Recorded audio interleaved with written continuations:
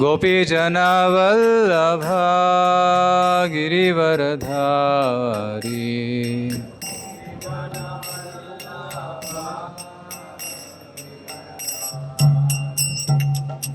यशोदानन्दन व्रज जनरञ्जन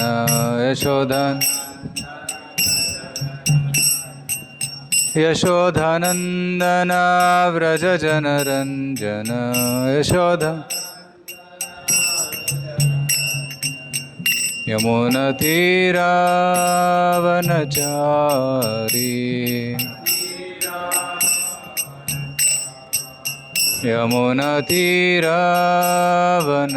यमुनतीरावनचारी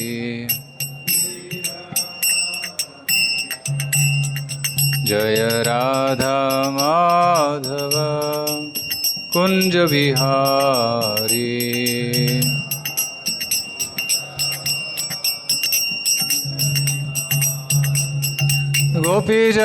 गोपीजनवल्लभा गिरिवरधारी गोपीजनवल्लभा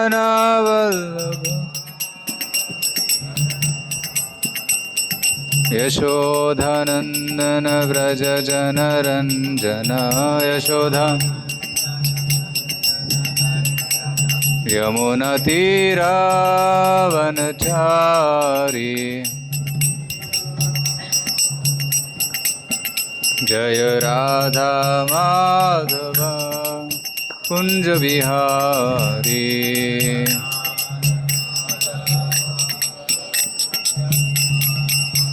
हरे कृष्णा कृष्ण कृष्णा हरे हरे हरे राम राम राम हरे हरे हरे कृष्ण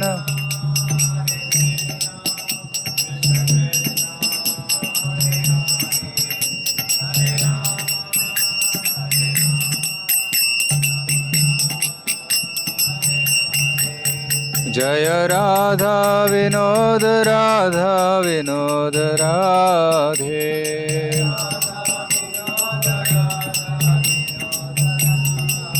जय जगन्नाथ जय बलदेवा सुभद्रमय जय सुदर्शन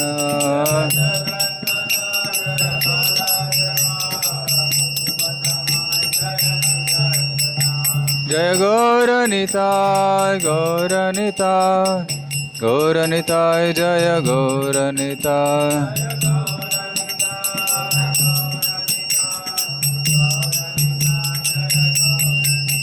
प्रभुपाद जय जय प्रभुपाद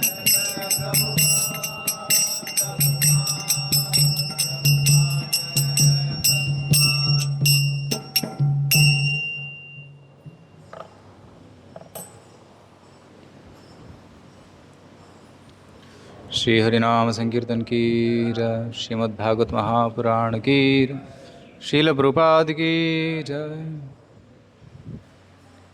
ಸೊ ಇವತ್ತು ನಾವು ಚರ್ಚೆ ಮಾಡ್ತಾ ಇದ್ದೀವಿ ಶ್ರೀಮದ್ ಭಾಗವತಂ 6ನೇ ಸ್ಕಂದ ಅಧ್ಯಾಯ 11 ಶ್ಲೋಕ ಕ್ರಮಾಂಕ 27. ಓಂ ನಮೋ ಭಗವತೆ ವಾಸುದೇವಾಯ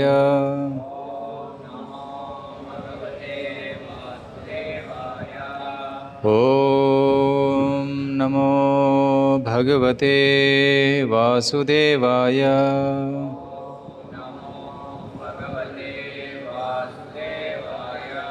ಓಂ ನಮೋ ಭಗವತೆ ವಾಸುದೇವಾಯ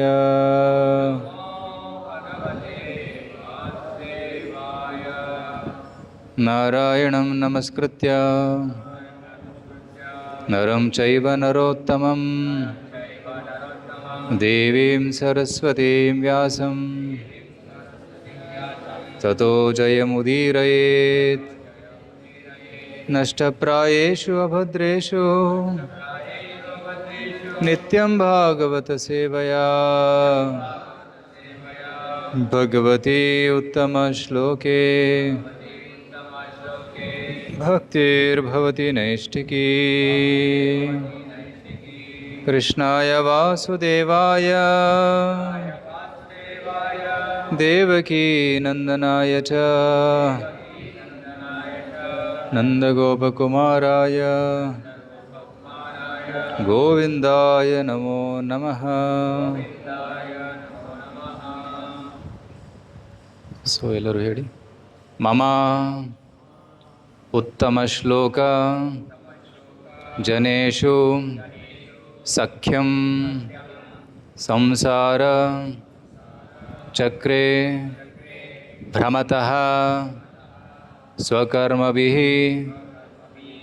त्वन्मायया आत्मजा त्वन्मायया आत्मा आत्मजा दारा गेहेषु आसक्त चित्तस्य न नाथ भूयात्। ममोत्तमश्लोकजनेषु सख्यं संसारचक्रे भ्रमतः स्वकर्मभिः त्वन्माययात्मात्मजादारगेहेषु आसक्तचित्तस्य न नाथ भूयात्। ममोत्तमश्लोकजनेषु सख्यं संसारचक्रे भ्रमतः स्वकर्मभिः त्वन्माययात्मात्मजदारगेहेषु आसक्तचित्तस्य न नाथ भूयात्। ममोत्तमश्लोकजनेषु सख्यं संसारचक्रे भ्रमतः स्वकर्मभिः त्वन्माययात्मात्मजदारगेहेषु आसक्तचित्तस्य न नाथ भूयात्। प्रभु जी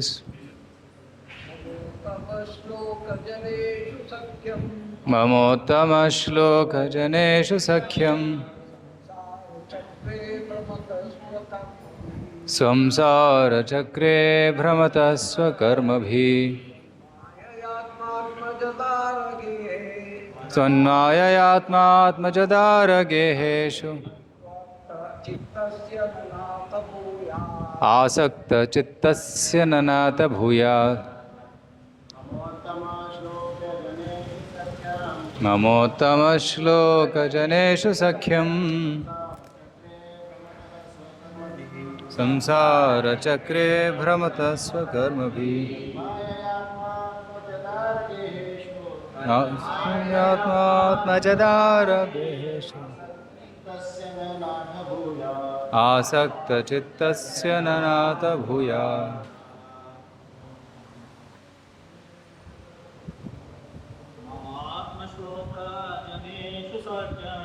ममोत्तमश्लोकजनेषु सख्यं संसारचक्रे भ्रमतः स्वकर्मभिः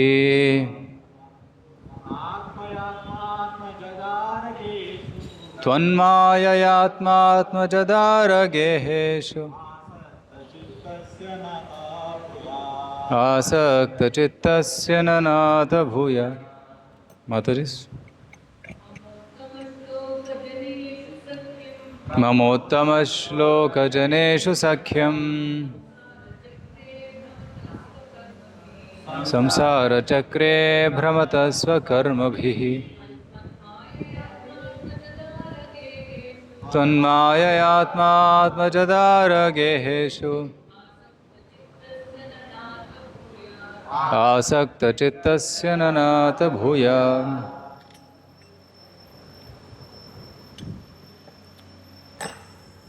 शब्दार्थ मम नन्न ಉತ್ತಮಶ್ಲೋಕಜನೇಷು ದೇವೋತ್ತಮ ಪರಮಪುರುಷನಿಗೆ ಯಾವಾಗಲೂ ಅನುರಕ್ತರಾಗಿರೋ ಭಕ್ತರಲ್ಲಿ ಸಖ್ಯಂ ಸ್ನೇಹವು ಸಂಸಾರ ಚಕ್ರೇ ಹುಟ್ಟು ಸಾವುಗಳ ಸುರುಳಿಯಲ್ಲಿ ಭ್ರಮತಃ ಅಲೆಯುತ್ತಿರುವ ಸ್ವಕರ್ಮಭಿ ನನ್ನ ಕರ್ಮಫಲಗಳಿಂದ ತ್ವತ್ಮಾಯಯ ನಿನ್ನ ಬಹಿರಂಗ ಶಕ್ತಿಯಿಂದ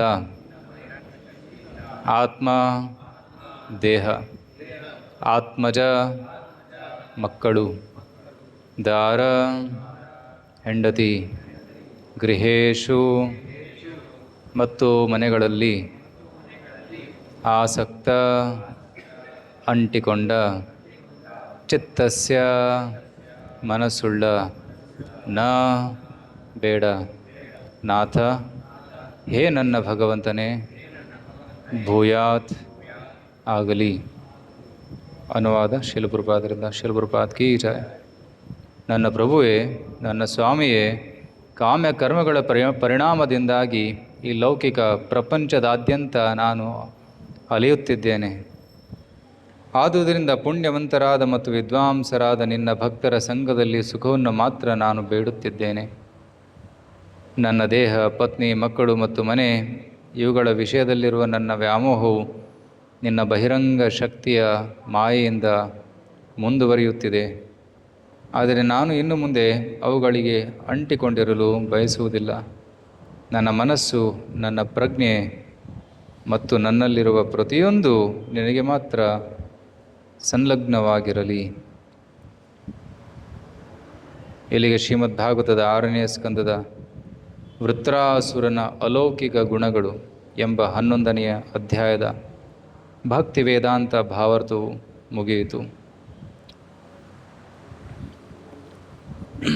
ಓಂ ಅಜ್ಞಾನತಿಮಿರಾಂಧಸ್ಯ ಜ್ಞಾನಾಂಜನಶಲಾಖಯಾ ಚಕ್ಷುರುನ್ಮೀಲಿತಂ ಯೇನ ತಸ್ಮೈ ಶ್ರೀ ಗುರುವೇ ನಮಃ. ಶ್ರೀಚೈತನ್ಯಮನೋಭೀಷ್ಟಂ ಸ್ಥಾಪಿತಂ ಯೇನ ಭೂತಲೆ ಸ್ವಯಂ ರೂಪ ಕದಾ ಮಹ್ಯಂ ದದಾತಿ ಸ್ವಪದಾಂತಿಕಂ. ವಂದೇಹಂ ಶ್ರೀಗುರೋ ಶ್ರೀಯುತಾಪದಕಮಲಂ ಶ್ರೀಗುರೂನ್ ವೈಷ್ಣವಾಂಶ್ಚ ಶ್ರೀರೂಪಂ ಸಾಗ್ರಜಾತಂ ಸಹಗಣ ರಘುನಾಥಾನ್ವಿತಂ ತಂ ಸಜೀವಂ ಸಾದ್ವೈತಂ ಸಾವಧೂತಂ ಪರಿಜನಾಸಹಿತಂ ಕೃಷ್ಣಚೈತನ್ಯದೇವಂ ಶ್ರೀರಾಧಾಕೃಷ್ಣಪಾದಾನ್ ಸಹಗಣಲಲಿತಾ ಶ್ರೀವಿಶಾಖಾನ್ವಿತಾಂಶ್ಚ. ನಮೋ ಓಂ ವಿಷ್ಣುಪಾದಾಯ ಕೃಷ್ಣಪ್ರೇಷ್ಠಾಯ ಭೂತಲೆ ಶ್ರೀಮತೆ ಭಕ್ತಿವೇದಾಂತಸ್ವಾಮಿನಿತಿ ನಾಮಿನೆ. ನಮಸ್ತೆ ಸಾರಸ್ವತೆ ದೇವೆ ಗೌರವಾಣಿ ಪ್ರಚಾರಿಣೆ ನಿರ್ವಿಶೇಷಶೂನ್ಯವಾದಿ ಪಾಶ್ಚಾತ್ಯದೇಶತಾರಿಣೆ. ನಮೋ ಮಹಾವದನ್ಯಾಯ ಕೃಷ್ಣಪ್ರೇಮಪ್ರದಾಯತೆ ಕೃಷ್ಣಾಯ ಕೃಷ್ಣಚೈತನ್ಯ ನಾಮನೇ ಗೌರತ್ವಿಸೇ ನಮಃ. ಹೇ ಕೃಷ್ಣ ಕರುಣಾ ಸಿಂಧೋ ದೀನಬಂಧೋ ಜಗತ್ಪತೆ ಗೋಪೇಶ ಗೋಪಿಕಾ ಕಾಂತ ರಾಧಾ ಕಾಂತ ನಮೋಸ್ತುತೆ. ತಪ್ತಕಾಂಚನ ಗೌರಾಂಗೀ ರಾಧೆ ವೃಂದಾವನೇಶ್ವರಿ ವೃಷಭಾನುಸುತೆ ದೇವಿ ಪ್ರಣಮಾಮಿ ಹರಿಪ್ರಿಯೆ. ವಾಂಛಾಕಲ್ಪತರುಭ್ಯಶ್ಚ ಕೃಪಾ ಸಿಂಧುಭ್ಯ ಏವ ಚ ಪತಿತಾನಾಂ ಪಾವನೇಭ್ಯೋ ವೈಷ್ಣವೇಭ್ಯೋ ನಮೋ ನಮಃ. ಜಯ ಶ್ರೀ ಕೃಷ್ಣ ಚೈತನ್ಯ ಪ್ರಭು ನಿತ್ಯಾನಂದ ಶ್ರೀ ಅದ್ವೈತ ಗದಾಧರ ಶ್ರೀವಾಸಾದಿ ಗೌರಭಕ್ತವೃಂದ. ಹರೇ ಕೃಷ್ಣ ಕೃಷ್ಣ ಕೃಷ್ಣ ಹರೇ ಹರೇ ಹರೇ ರಾಮ ರಾಮ ರಾಮ ಹರೇ ಹರೇ. ಮೂಕಂ ಕರೋತಿ ವಾಚಾಳಂ ಪಂಗುಂ ಲಂಘಯತೆ ಗಿರಿಂ ಯತ್ಕೃಪಾತಮಹಂ ವಂದೇ ಶ್ರೀಗುರೋ ದೀನತಾರಣಂ ಪರಮಾನಂದಮಾಧವಂ ಶ್ರೀಚೈತನ್ಯೇಶ್ವರಂ.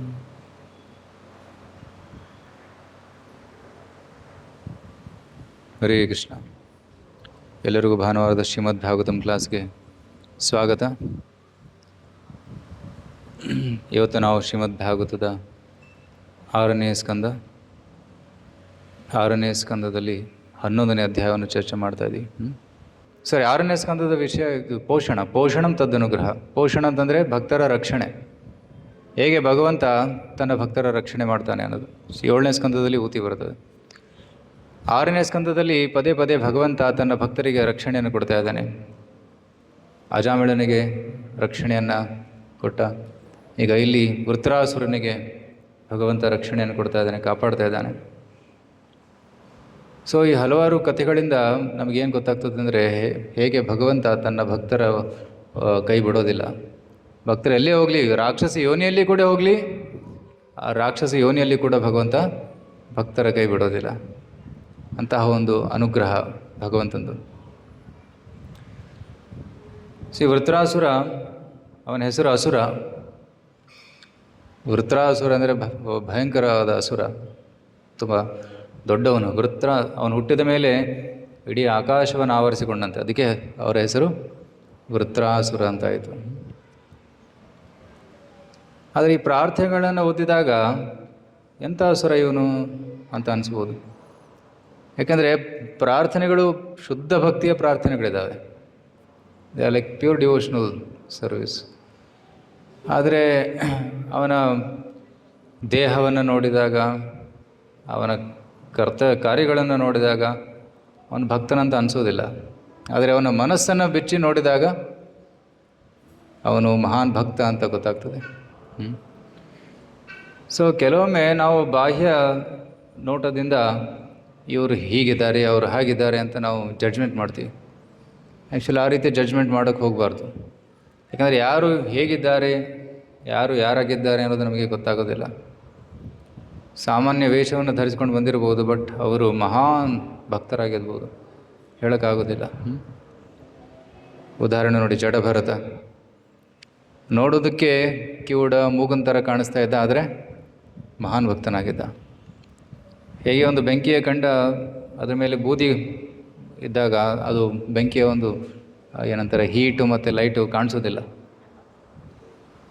ಅದೇ ರೀತಿ ಭಕ್ತನು ಕೂಡ ಹೊರಗಡೆಯಿಂದ ನೋಡಿದಾಗ, ಬಾಹ್ಯ ದೃಷ್ಟಿಯಿಂದ, ಭೌತಿಕ ದೃಷ್ಟಿಯಿಂದ ನೋಡಿದಾಗ ಅವರ ಭಕ್ತಿ ಕಾಣಿಸ್ಲಿಕ್ಕಿಲ್ಲ. Right, he was covered.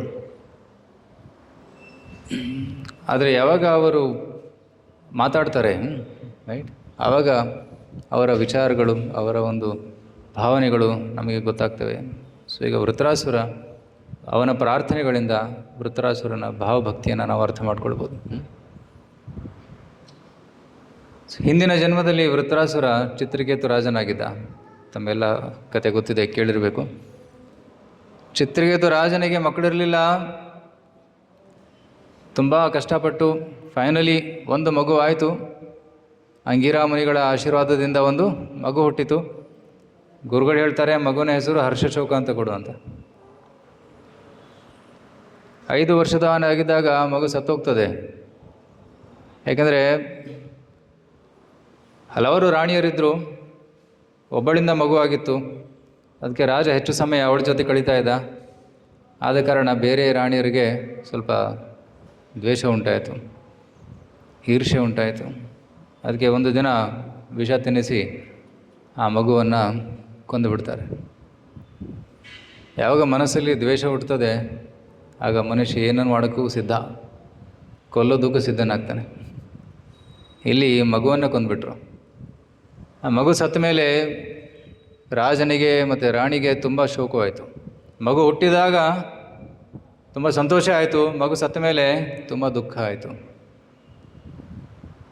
So ಅದಕ್ಕೆ ಆಸಕ್ತಿಯೇ ದುಃಖಕ್ಕೆ ಕಾರಣ. 11ನೇ ಸ್ಕಂದದಲ್ಲಿ ಪಿಂಗಳ ಹೇಳ್ತಾಳೆ, ಆಶಾಹಿ ಪರಮಂ ದುಃಖಂ ನೈರಾಶ್ಯಂ ಪರಮಂ ಸುಖಂ. ಆಸೆಯೇ ದುಃಖಕ್ಕೆ ಮೂಲ. ನೈರಾಶ್ಯಂ ಪರಮಂ ಸುಖಂ. ಆಸೆ ಇಲ್ಲದೆ ಇರುವವರು, ಭೌತಿಕ ಆಸೆಗಳಿಲ್ಲದೆ ಇರುವವರು ತುಂಬ ಸುಖವಾಗಿರ್ತಾರೆ. ಸೊ ಅದಕ್ಕೆ ಇಲ್ಲಿ ಆಸೆ ದುಃಖಕ್ಕೆ ಕಾರಣವಾಯಿತು. ಸೊ ಬಯಕೆಗಳಿಂದ ನಮಗೆ ದುಃಖ ಆಗ್ತದೆ. ಅದಕ್ಕೆ ಭೌತಿಕ ಬಯಕೆಗಳನ್ನು ಬಿಟ್ಟು ಆಧ್ಯಾತ್ಮಿಕ ಬಯಕೆಗಳನ್ನು ಬೆಳೆಸ್ಕೋಬೇಕು ಅಂತ ಹೇಳ್ತದೆ. ಸೊ ಚಿತ್ರಕೇತುವಿನ ಜೀವನದಲ್ಲಿ ಹರ್ಷ ಶೋಕ, ಮಗನಿಂದ ಹರ್ಷ ಮತ್ತು ಶೋಕ ಸಿಕ್ಕಿತು. ನಮ್ಮೆಲ್ಲರ ಜೀವನದಲ್ಲೂ ಯಾವುದೋ ಒಂದು ವಸ್ತು ಇರ್ತದೆ, ಆ ವಸ್ತುವಿನಿಂದ ಹರ್ಷ ಸಿಗ್ತದೆ, ಅದೇ ವಸ್ತುವಿನಿಂದ ಶೋಕ ಕೂಡ ಉಂಟಾಗ್ತದೆ. ಕರೆಕ್ಟ್? ಅದೇನೇ ಆಗಿರ್ಬೋದು, ಅದು ಕಾರ್ ಆಗಿರಲಿ, ಮನೆ ಆಗಿರಲಿ, ರೈಟ್, ಜನರಾಗಿರಲಿ, ಯಾವುದರಿಂದ ಅಥವಾ ಯಾರಿಂದ ಹೆಚ್ಚು ಸುಖ ಸಿಗ್ತದೆ ಅಷ್ಟೇ ದುಃಖ ಆ ವಸ್ತುವಿನಿಂದ ಮತ್ತು ಆ ವ್ಯಕ್ತಿಯಿಂದನೇ ಸಿಗ್ತದೆ. ಕರೆಕ್ಟ್? ಯಾವುದಕ್ಕೆ ನೀವು ತುಂಬ ಅಟ್ಯಾಚ್ಡ್ ಆಗಿರ್ತೀರಾ ಅದರಿಂದನೇ ಹೆಚ್ಚು ದುಃಖ ಸಿಗೋದು. ಸೊ ಅದೇ ಈ ಒಂದು ಕಥೆಯ ತಾತ್ಪರ್ಯ.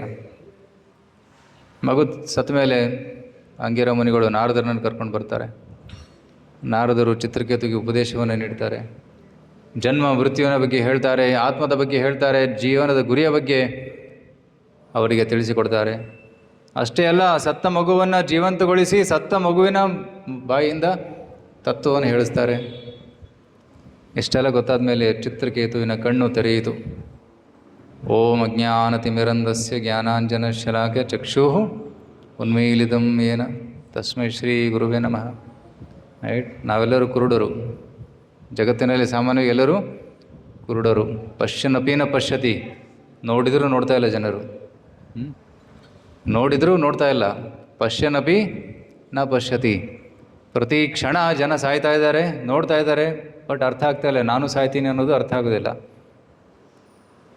ಜನರು ಇಂದ್ರತೃಪ್ತಿಯಲ್ಲಿ ತೊಡಗಿ ಅವರು ದುಃಖವನ್ನು ಅನುಭವಿಸ್ತಾ ಇದ್ದಾರೆ, ಆದರೆ ಇವನು ಕೇವಲ ಅವರ ಸುಖವನ್ನು ಮಾತ್ರ ನೋಡ್ತಾನೆ, ಅದರ ದುಃಖದ ಪೋರ್ಷನನ್ನು ನೋಡ್ತಾನೆ ಇಲ್ಲ, ಅದನ್ನು ಪರಿಗಣಿಸೋದಿಲ್ಲ. ಸೊ ಪಶ್ಯನಪಿ ನ ಪಶ್ಯತಿ. ಸೊ ಅದಕ್ಕೆ ನಮ್ಮನ್ನು ಕುರುಡರು ಅಂತ ಕರೆದಿದ್ದಾರೆ. ಭೌತಿಕ ಜನರಿಗೆ ಕುರುಡರು ಅಂತ ಹೇಳಿದ್ದಾರೆ. ಅದು ಈ ಕುರುಡರ ಕಣ್ಣನ್ನು ಯಾರು ತೆಗಿತಾರೆ? ಗುರುಗಳು ತೆಗಿತಾರೆ. ಗುರುಗಳು ಓಪನ್ ಮಾಡ್ತಾರೆ. ಹೇಗೆ? ತಮ್ಮ ಜ್ಞಾನದಿಂದ ಜ್ಞಾನಂಜನಾ ಶಲಾಖಯ. ರೈಟ್? ಮಕ್ಕಳಿಗೆ ಕಣ್ಣಿಗೆ ಕಾಡಿಗೆ ಏರಿಸ್ತಾರೆ, ಅದನ್ನು ಕಣ್ಣು ಇನ್ನೂ ಚೆನ್ನಾಗಿ ಕಾಣಿಸ್ತದೆ ಮತ್ತು ಕಣ್ಣು ಹೊಳಿತದೆ. It becomes very attractive. ಅದೇ ರೀತಿ ಜ್ಞಾನದ ಅಂಜನ ಕಣ್ಣಿಗೆ ಹಚ್ಚಿದ ಮೇಲೆ ನಾವು ನಿಜವಾದ ಜಗತ್ತನ್ನು ಕಾಣಬಹುದು, ಜಗತ್ತಿನ ನಿಜವಾದ ಸ್ವರೂಪವನ್ನು ಅರ್ಥ ಮಾಡ್ಕೋಬಹುದು. ಕರೆಕ್ಟ್? ಸೊ ಆ ಒಂದು ಜ್ಞಾನ ಚಕ್ಷುವನ್ನು ಕೊಡುವವರು ಯಾರು?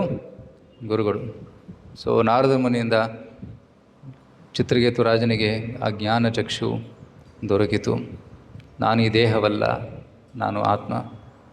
ನಾನು ಈ ಭೌತಿಕ ಜಗತ್ತಿಗೆ ಸಂಬಂಧಿತನಾದವನಲ್ಲ, ನಾನು ಕೃಷ್ಣನ ದಾಸ. ಜೀವರ ಸ್ವರೂಪ ಹೊಯ್ ಕೃಷ್ಣೆಯರ ನಿತ್ಯ ದಾಸ್ ಅನ್ನುವ ಒಂದು ತತ್ವ ಅರ್ಥವಾಯಿತು. ನಾನು ಭಗವಂತನಿಗೆ ಶರಣಾಗಬೇಕು ಅನ್ನೋದು ತತ್ವ ಅರ್ಥ ಆಯಿತು. ಈ ಜಗತ್ತಿಗೆ ವ್ಯಾಮೋಹದಿಂದ ದುಃಖ ಆಗ್ತದೆ ಅನ್ನೋದು ಕೂಡ ಮನವರಿಕೆ ಆಯಿತು. ಆಗ ಚಿತ್ರಕೇತು ಮಹಾರಾಜರು ಏನು ಮಾಡ್ತಾರೆ? ಗುರುಗಳೇ, ದಯವಿಟ್ಟು ಮಂತ್ರೋಪದೇಶವನ್ನು ಮಾಡಿ ನಾನು ಸಾಧನೆಯನ್ನು ಮಾಡಬೇಕು ಅಂತ. ಆಗ ನಾರದ ಮುನಿಗಳು ಮಂತ್ರವನ್ನು ಕೊಡ್ತಾರೆ. ಚಿತ್ರಕೇತು ಮಹಾರಾಜರು 7 ದಿವಸ ಮಾತ್ರದಲ್ಲಿ ಭಗವಂತನ ದರ್ಶನವನ್ನು ಪಡಿತಾರೆ. 7 days. ಧ್ರುವ ಮಹಾರಾಜನಿಗೆ 2 ತಿಂಗಳು ಬೇಕಾಯಿತು. ಆದರೆ ಇಲ್ಲಿ ಚಿತ್ರಕೇತು ಮಹಾರಾಜರಿಗೆ ಕೇವಲ 7 ದಿನ, 1 ವಾರದಲ್ಲಿ ಭಗವಂತನ ದರ್ಶನವಾಯಿತು. ನಂತರ ಸಂಕರ್ಷಣ ಭಗವಂತನು ಹೇಳ್ತಾನೆ, ಸಂಕರ್ಷಣ ಭಗವಾನನ ದರ್ಶನ ಆಯಿತು. ವಾಸುದೇವ, ಸಂಕರ್ಷಣ, ಪ್ರದ್ಯುಮ್ನ, ಅನಿರುದ್ಧ 4 ಚತುರ್ಭುಜ ಇರುತ್ತಲ್ಲ, ಅದರಲ್ಲಿ ಸಂಕರ್ಷಣ ದೇವರ ದರ್ಶನ ಚಿತ್ರಕೇತುವಿಗೆ ಆಯಿತು. ಆಗ ಭಗವಂತ ಅನುಗ್ರಹವನ್ನು ನೀಡಿ ನೀನು ಭಕ್ತಿ ಸೇವೆಯನ್ನು ಮುಂದುವರಿಸುವಂತ ಹೇಳಿ ಅವರು ಕಣ್ಮರೆ ಆಗ್ತಾರೆ. ನಂತರ ಚಿತ್ರಕೇತು ವಿದ್ಯಾಧರ ಲೋಕದ ರಾಜನಾಗ್ತಾನೆ. ಆಕಾಶ ಮಾರ್ಗದಲ್ಲಿ ಕೀರ್ತನೆ ಮಾಡುತ್ತಾ ಸಾಗುವಾಗ ಕೈಲಾಸ ಪರ್ವತದಲ್ಲಿ ಶಿವನನ್ನು ನೋಡ್ತಾರೆ. ಶಿವ ಪಾರ್ವತಿಯನ್ನು ತೊಡೆ ಮೇಲೆ ಕೂಡಿಸಿಕೊಂಡು ಪ್ರವಚನ ಮಾಡ್ತಾಯಿದ್ದ. ಈ ದೃಶ್ಯವನ್ನು ನೋಡಿ ಚಿತ್ರಕೇತು ನಗ್ತಾನೆ. ಅಪರಾಧದ ಭಾವನೆ ಮನಸ್ಸಲ್ಲಿ ಇರಲಿಲ್ಲ. ಶಿವನ ಒಂದು ಮಹಿಮೆಯನ್ನು ಕಂಡು ಚಿತ್ರಕೇತು ನಕ್ಕ. ಏ ಶಿವ, ನಿನ್ನಂತಹ ಧೀರ ಪುರುಷ ಈ ಜಗತ್ತಿನಲ್ಲಿ ಯಾರೂ ಇಲ್ಲ. ರೈಟ್? ಸೊ ಪತ್ನಿಯನ್ನು ತೊಡೆಯ ಮೇಲೆ ಕೂಡಿಸಿಕೊಂಡು ನೀನು ವೈರಾಗ್ಯದ ಬಗ್ಗೆ ಪ್ರವಚನ ಮಾಡ್ತಾ ಇದೆಯಾ? ಇದು ನಿನ್ನಿಂದಲೇ ಸಾಧ್ಯ, ಬೇರೆ ಯಾರಿಂದಲೂ ಸಾಧ್ಯವಿಲ್ಲ ಅನ್ನೋ ಒಂದು ಭಾವನೆಯಿಂದ ಅವನು ನಕ್ಕ. ಅದನ್ನು ಪಾರ್ವತಿ ದೇವಿ ತಪ್ಪಾಗಿ ತಿಳ್ಕೊಂಡು ನೀನು ಅವಮಾನ ಮಾಡ್ತಾ ಇದೆಯಾ, ಶಿವನ ಪ್ರತಿ ಅವಮಾನ ಮಾಡ್ತಾ ಇದೆಯಾ, ಅದಕ್ಕೆ ನಿನಗೆ ಶಾಪವನ್ನು ಕೊಡ್ತಾ ಇದ್ದೀನಿ ನಾನು, ನೀನು ಅಸುರನಾಗಿ ಹುಟ್ಟು ಅಂತ ಶಾಪವನ್ನು ಕೊಡ್ತಾರೆ. ಆಗ ಚಿತ್ರಕೇತು ಮಹಾರಾಜರು ನಗನಗುತ್ತಾ, ಆಯಿತು ತಾಯಿ, ನೀನು ಹೇಳ್ದಂಗೆ ಆಗಲಿ, ನಾನು ಅಸುರ ಕುಲದಲ್ಲಿ ಹುಟ್ಟುತ್ತೇನೆ, ಅಸುರನಾಗಿ ಹುಟ್ಟುತ್ತೇನೆ ಅಂತ ಆ ಶಾಪವನ್ನು ಸ್ವೀಕರಿಸಿ ಅವರು ಭೂಮಿಗೆ ಬರ್ತಾರೆ.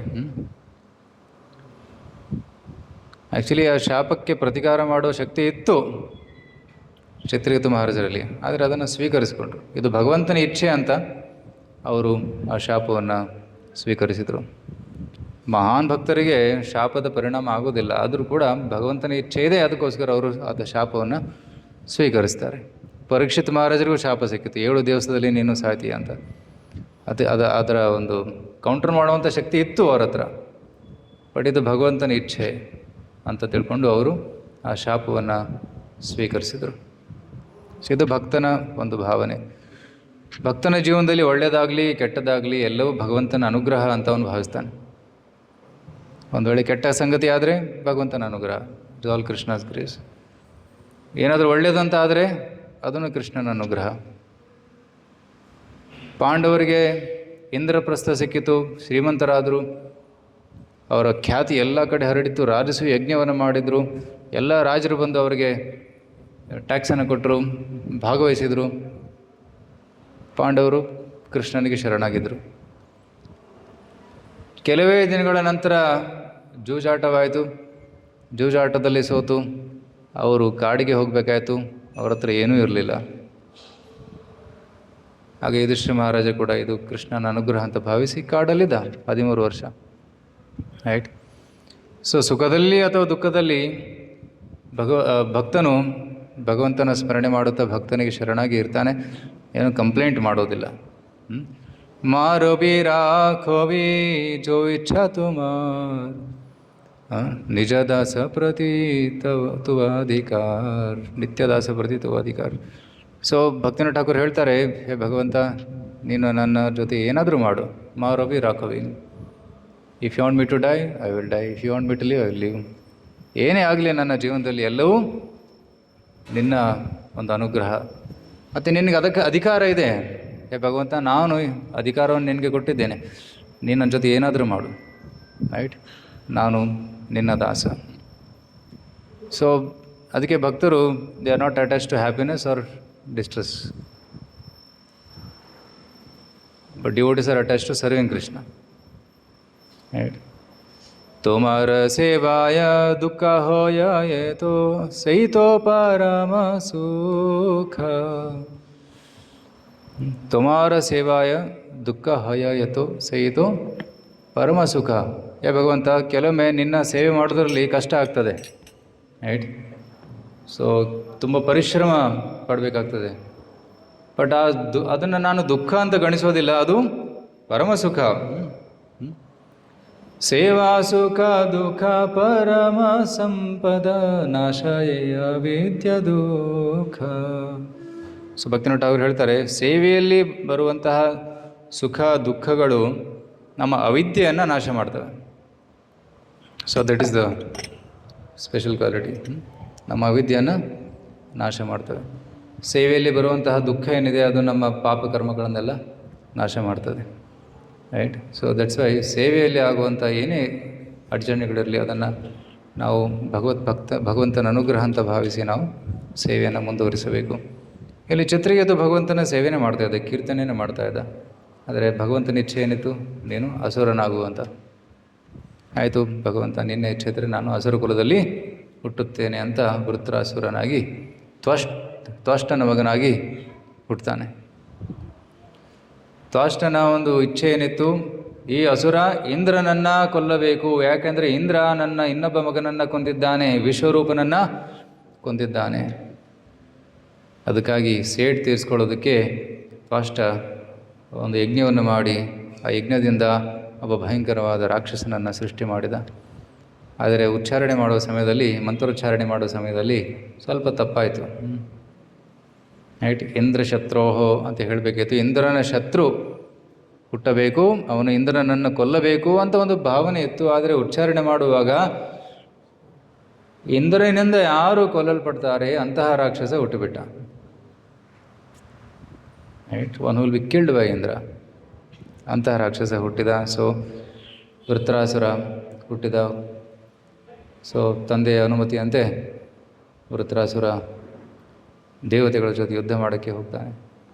ಜೋರಾಗಿ ಆಕ್ರಮಣದ ಚೇರಿ ಜೋರಾಗಿ ಕೂಗುತ್ತಾ ಯುದ್ಧ ಮಾಡ್ತಾನೆ. ತಾನು ಒಂದೊಂದು ಹೆಜ್ಜೆಯಿಂದ ಸಾವಿರಾರು ದೇವತೆಗಳನ್ನು ಕೊಲ್ತಾ ಇದ್ದ. ಮತ್ತು ಹಲವಾರು ದೇವತೆಗಳನ್ನು ಹಿಡ್ಕೊಂಡು ನುಂಗುತ್ತಾ ಇದ್ದ, ತಿಂತಾ ಇದ್ದ. ರೀತಿ ಭಯಂಕರವಾದ ರಾಕ್ಷಸನಾಗಿದ್ದ. ರಾಕ್ಷಸನ ದೇಹದಲ್ಲಿದ್ದರೂ ಕೂಡ ಅವನ ಮನೋಭಾವ ಭಕ್ತನದಾಗಿತ್ತು. ಇಂದ್ರನ ಮುಂದೆ ಬಂದು ನಿಂತಾಗ ಇಂದ್ರ ತನ್ನ ಗದೆಯನ್ನು ಎಸಿತಾನೆ.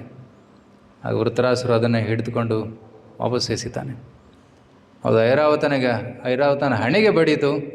ಐರಾವತ ಹಲವಾರು ಗಜ ಹಿಂದೆ ಹೋಗಿ ಬಿದ್ದುಬಿಟ್ಟ, ರಕ್ತ ಕಾರ್ತಾ ಇದ್ದ. ಈ ಪರಾಕ್ರಮವನ್ನು ನೋಡಿ ಇಂದ್ರನಿಗೆ ಭಯ ಉಂಟಾಯಿತು, ಇವನನ್ನು ಸೋಲಿಸಲು ಅಸಾಧ್ಯ ಅಂತ. So hope ಬಿಟ್ಬಿಟ್ಟ. ಇಂದ್ರ ಮನಸ್ಸಲ್ಲಿ ಅಲ್ಲೇ ಸೋತ್ಬಿಟ್ಟ. ಆದರೆ ಆ ಸಮಯದಲ್ಲಿ ವೃತ್ರಾಸುರ ಹೇಳ್ತಾನೆ, ಇಂದ್ರ, ನಿನಗೆ ಭಗವಂತ ವಿಷ್ಣುವಿನ ಮೇಲೆ ನಂಬಿಕೆ ಇಲ್ವಾ? ಭಗವಂತ ನಿನಗೆ ಒಂದು ಆಯುಧವನ್ನು ಕೊಟ್ಟಿದ್ದಾನೆ, ವಜ್ರಾಯುಧ. ದದೀಚಿ ಮುನಿಗಳ ಮೂಳೆಯಿಂದ ಬೆನ್ನೆಲುಬಿನಿಂದ ನಿರ್ಮಾಣವಾಗಿರುವಂತಹ ಒಂದು ಆಯುಧ ಅದು. ಆ ಆಯುಧದಿಂದ ನನ್ನನ್ನು ಕೊಲ್ಲು, ಬೇಗ ಕೊಲ್ಲು ನನ್ನನ್ನು. ನನಗೆ ಇಲ್ಲಿ ಇರೋದಕ್ಕೆ ಇಷ್ಟ ಇಲ್ಲ. ಕಿಲ್ ಮಿ ಫಾಸ್ಟ್. ನಾನು ಭಗವಂತನ ಹತ್ತಿರ ಹೋಗಬೇಕು. ಸೊ ಆ ಸಂದರ್ಭದಲ್ಲಿ ಈ ಶ್ಲೋಕಗಳನ್ನು ವೃತ್ರಾಸುರ ಹೇಳ್ತಾ ಇದ್ದಾನೆ. Right. So just quick revision ಮಾಡಿ ಇವತ್ತಿನ ಶ್ಲೋಕವನ್ನು ಟಚ್ ಮಾಡೋಣ. 4 ಶ್ಲೋಕಗಳು. ಇದನ್ನು ಚತುಶ್ಲೋಕಿ ಅಂತ ಕರೀತಾರೆ.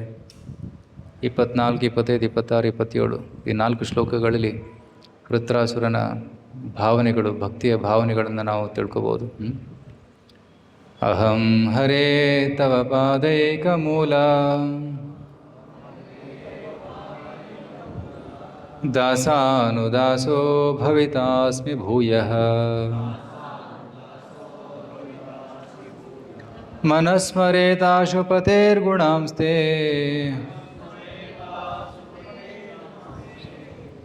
ಗೃಣೀತ ವಾಕ್ ಕರ್ಮ ಕರೋತು ಕಾಯಃ.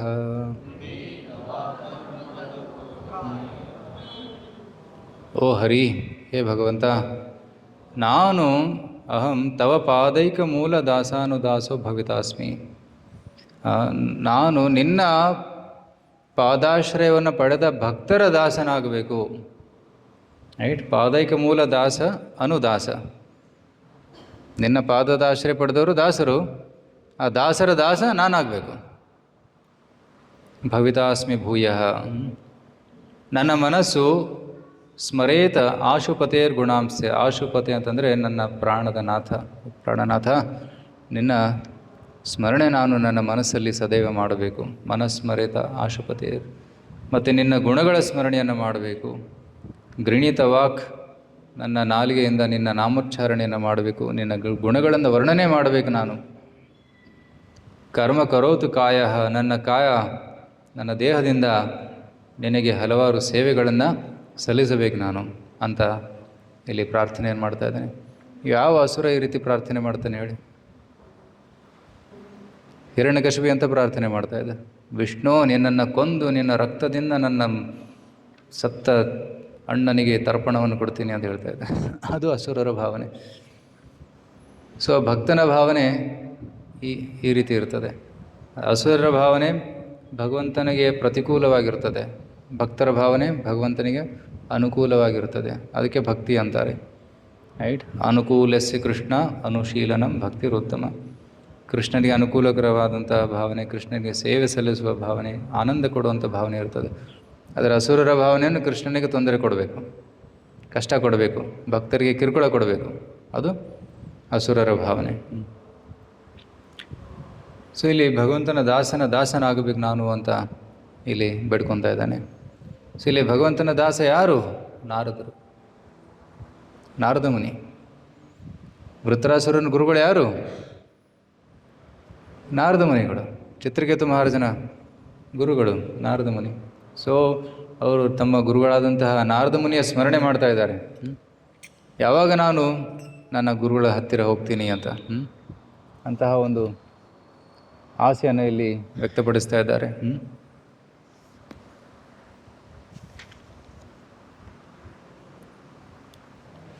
ಗೋಪಿ ಬರ್ತು ಪದಕಮಲೆಯೋರ್ ದಾಸ ದಾಸಾನುದಾಸ. ಚೈತನ್ಯ ಮಹಾಪ್ರಭು ಕೂಡ ಅದೇ ಹೇಳಿದ್ದಾರೆ. ನಮ್ಮ ಗೌಡಿಯ ವೈಷ್ಣವ ಪರಂಪರೆಯ ಒಂದು ಗುರಿ ಏನು? ಗೋಪಿ ವರ್ತು ಪದಕಮಲೆಯೋ ದಾಸ ದಾಸಾನುದಾಸ. ಗೋಪಿ ಭರ್ತು ಅಂದರೆ ಗೋಪಿಯರ ರಕ್ಷಣೆ ಮಾಡುವನು, ಪಾಲನೆ ಮಾಡುವನು ಕೃಷ್ಣ. ಕೃಷ್ಣನ ದಾಸರ ದಾಸನ ದಾಸನಾಗಬೇಕು. ದಾಸಾನು ದಾಸ. ಸೊ ಅದಕ್ಕೆ ನಮ್ಮ ಪರಂಪರೆ ದಾಸ ಪರಂಪರೆ, ಬಿಕಮಿಂಗ್ ಎ ಸರ್ವೆಂಟ್. ಸೊ ಎಷ್ಟು ದಾಸರಾಗ್ತೀವಿ ಅಷ್ಟು ಉನ್ನತ ಭಕ್ತನವನು. ಇವನು ಕುಲಶೇಖರ ಮಹಾರಾಜರು ಇನ್ನೊಂದು ಹಂತಕ್ಕೆ ಹೋಗ್ತಾರೆ. ಅವ್ರು ಹೇಳ್ತಾರೆ, ತ್ವದ್ಭೃತ್ಯ ಪರಿಚಾರಕ ಭೃತ್ಯಸ್ಯ ಭೃತ್ಯ ಇತಿ ಮಾಂ ಸ್ಮರಲೋಕನಾಥ ಮಜ್ಜನ್ಮನ ಫಲಮಿದಂ ಮಧುಕೈತಭಾರೇ. ಹೇ ಭಗವಂತ, ನನ್ನ ಒಂದು ಅತ್ಯಂತ ಒಂದು ಆಸೆ ಏನಿದೆ, ನಾನು ನಿನ್ನ ಭಕ್ತರ ಭಕ್ತನಾಗಬೇಕು ಅಂತ ಹೇಳ್ತಾನೆ.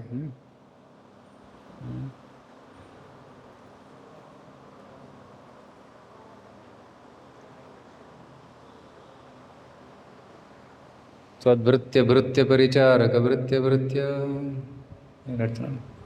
ಮಜ್ಜನ್ಮನ ಫಲಮಿದಂ ಮಧುಕೈತಭಾರೇ ಮತ್ಪ್ರಾರ್ಥನೀಯ ಮದನುಗ್ರಹ ಏಷ ಏವ. ಹೇ ಭಗವಂತ, ನನ್ನ ಈ ಜನ್ಮದ ಫಲ ಏನು? ಹೇ ಮಧುಕೈತಭಾರೇ, ಮಧುಕೈತವನ ಹಂತಕನೇ, ಮತ್ಪ್ರಾರ್ಥನೀಯ ಮದನುಗ್ರಹೇಶೇವ. ಇದೊಂದು ಪ್ರಾರ್ಥನೆ, ಇದೇ ನಿನ್ನ ಅನುಗ್ರಹ ನನಗಿರಲಿ. ಅದೆಂಥದ್ದು?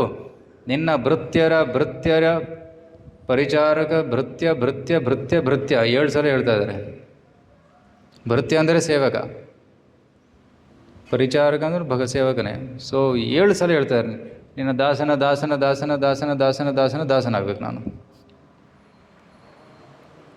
ಸೊ ಇದು ಕುಲಶೇಖರ ಮಹಾರಾಜರ ಒಂದು ಪ್ರಾರ್ಥನೆ ಆಗಿದೆ. So this is the mood of parampara, Gaudiya Vaishnava parampara.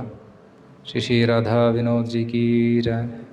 Shri Jagannath Baladev ಸಹೋದರ ಮಹಾರಾಣಿ ಕೀ ಜೈ. ಶ್ರೀ ನಿತ್ಯಾನಂದ ನಟವರ ಗೌರ ಸುಂದರ್ ಕೀ ಜೈ. ಶಿಲಪ್ರಪಾದ್ ಕೀ ಜೈ. ಸೊ ದಾಸನಾಗಬೇಕು ಅನ್ನೋದು ಇಲ್ಲಿ ಇವರ ಭಾವನೆ. ಸೊ ಅಂದರೆ ವ್ಯಕ್ತಿಯು ಗುರು ಶಿಷ್ಯ ಪರಂಪರೆಯಲ್ಲಿ ಬಂದ ಒಬ್ಬ ಗುರುವನ್ನು ಅಂಗೀಕರಿಸಬೇಕು. ಆ ಗುರು ಪ್ರಭುವಿನ ದಾಸನಾಗಬೇಕು. ಸೊ ಗುರುಗಳು ಕೃಷ್ಣನ ದಾಸರು. ಸೊ ನಾವು ಗುರುಗಳ ದಾಸರಾದರೆ ನಾವು ದಾಸರಾಗ್ತೀವಿ. ಗುರುವಿನ ಗುಲಾಮನಾಗುವ ತನಕ ದೊರೆದಂಡ ಮುಕುತಿ. ಸೊ ಗುರುವಿನ ಗುಲಾಮನಾಗಬೇಕು, ಆಗ ಮಾತ್ರ ನಾವು ಭಗವಂತನನ್ನು ಪಡಿಬೋದು, ಮುಕ್ತಿ ಪಡಿಬೋದು. ಸೊ ಅದಕ್ಕೆ ಇಲ್ಲಿ ವೃತ್ರಾಸುರನು ನಾನು ನನ್ನ ಗುರುವಿನ ದಾಸನಾಗಬೇಕು ಅಂತ ಬಯಸ್ತಾ ಇದ್ದಾನೆ. ಮತ್ತು ಮುಂದಿನ ಶ್ಲೋಕದಲ್ಲಿ ಏನು ಹೇಳ್ತಾನೆ? ಮುಂದಿನ ಶ್ಲೋಕದಲ್ಲಿ ವೃತ್ರಾಸುರ ಹೇಳ್ತಾನೆ, ನನಗೆ ಈ ಜಗತ್ತಿನ ಯಾವುದೇ ಸಂಪತ್ತು ಬೇಡ ನನಗೆ. ದಯವಿಟ್ಟು ಹೇಳಿ ನನ್ನ ಹಿಂದೆ. ನನಾಕಪೃಷ್ಠಂ ನ ಚ ಪಾರಮೇಷ್ಠ್ಯಂ ನ ಸಾರ್ವಭೌಮಂ ನ ರಸಾಧಿಪತ್ಯಂ ನ ಯೋಗ ಸಿದ್ಧೇರ ಪುನರ್ಭವಂ ವಾ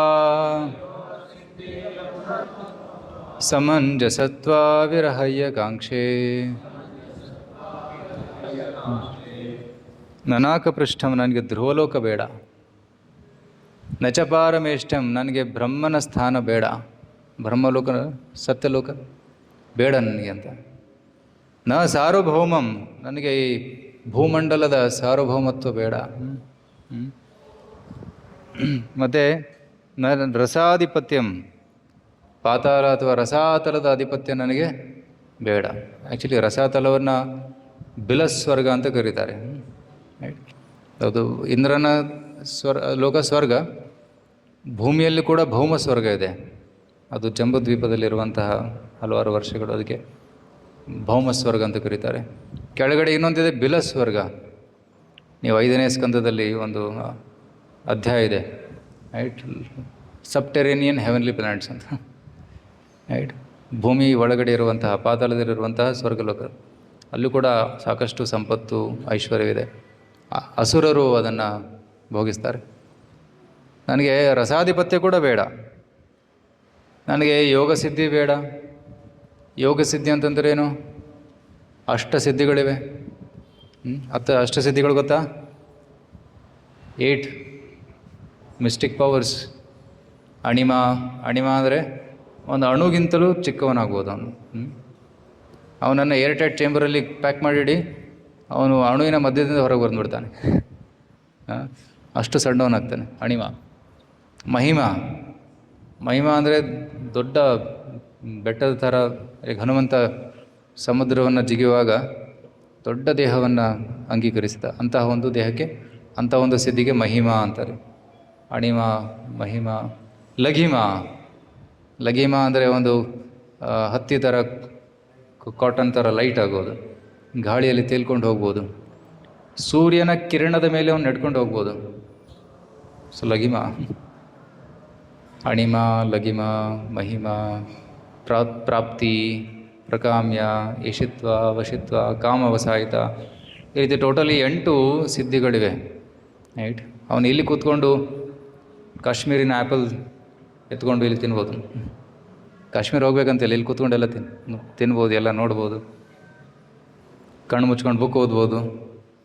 ಸೊ ಈ ರೀತಿ ಸಿದ್ಧಿಗಳಿದ್ದಾವೆ. ಸೊ ಎಲ್ಲ ಯೋಗಿಗಳು ಸಾವಿರಾರು ವರ್ಷ ತಪಸ್ಸು ಮಾಡಿ 8ರಲ್ಲಿ 1 ಸಿದ್ಧಿಯನ್ನು ಪಡ್ಕೊತಾರೆ. ಬಟ್ ಇಲ್ಲಿ ವೃತರಾಸರು ಹೇಳ್ತಾನೆ, ನನಗೆ ಆ ಸಿದ್ಧಿ ಬೇಡ. ಒಮ್ಮೆ ಶಿಲ ಪ್ರಭುಪಾದರಿಗೆ ಒಬ್ಬರು ಶಿಷ್ಯರು ಬಂದು ಹೇಳ್ತಾರೆ, ಪ್ರಭುಪಾದ್ ಇಲ್ಲಿ ವೃಂದಾವನದಲ್ಲಿ ಒಬ್ಬ ಯೋಗಿ ಬಂದಿದ್ದಾನೆ, ಅವನು ನೀರಿನ ಮೇಲೆ ನಡ್ಕೊಂಡು ಹೋಗ್ತಾನಂತೆ. ಸೊ ವಾಟ್ ಪ್ರಭುಪಾದ್, ಸಾವಿರಾರು ಜನ ಸೇರಿದ್ರು ನೋಡೋದಕ್ಕೆ, ನಾವು ಹೋಗೋಣ. So what? ಇಷ್ಟೆಲ್ಲ ವರ್ಷ ತಪಸ್ಸು ಮಾಡಿ ಟೈಮ್ ವೇಸ್ಟ್ ಮಾಡ್ದ ಅವನು. 50 ಪೈಸೆ ಕೊಟ್ಟು ಏನು ಮಾಡ್ಬೋದು? ಇಷ್ಟೊಂದು ಸಾವಿರಾರು ವರ್ಷ, 100 ವರ್ಷ ತಪಸ್ಸು ಮಾಡಿ ಅವನು ನೀರು ಮೇಲೆ ಓಡ್ತಾ ಇದ್ದಾನೆ. So what? ಏನು ಉಪಯೋಗ ಅದ್ರದ್ದು? ನನಗೆ ನೀರು ದಾಟಬೇಕಂದ್ರೆ ಅಡಿಗಿನಲ್ಲಿ 50 ಪೈಸೆ ಕೊಟ್ಟು ಹೋಗ್ತೀನಿ.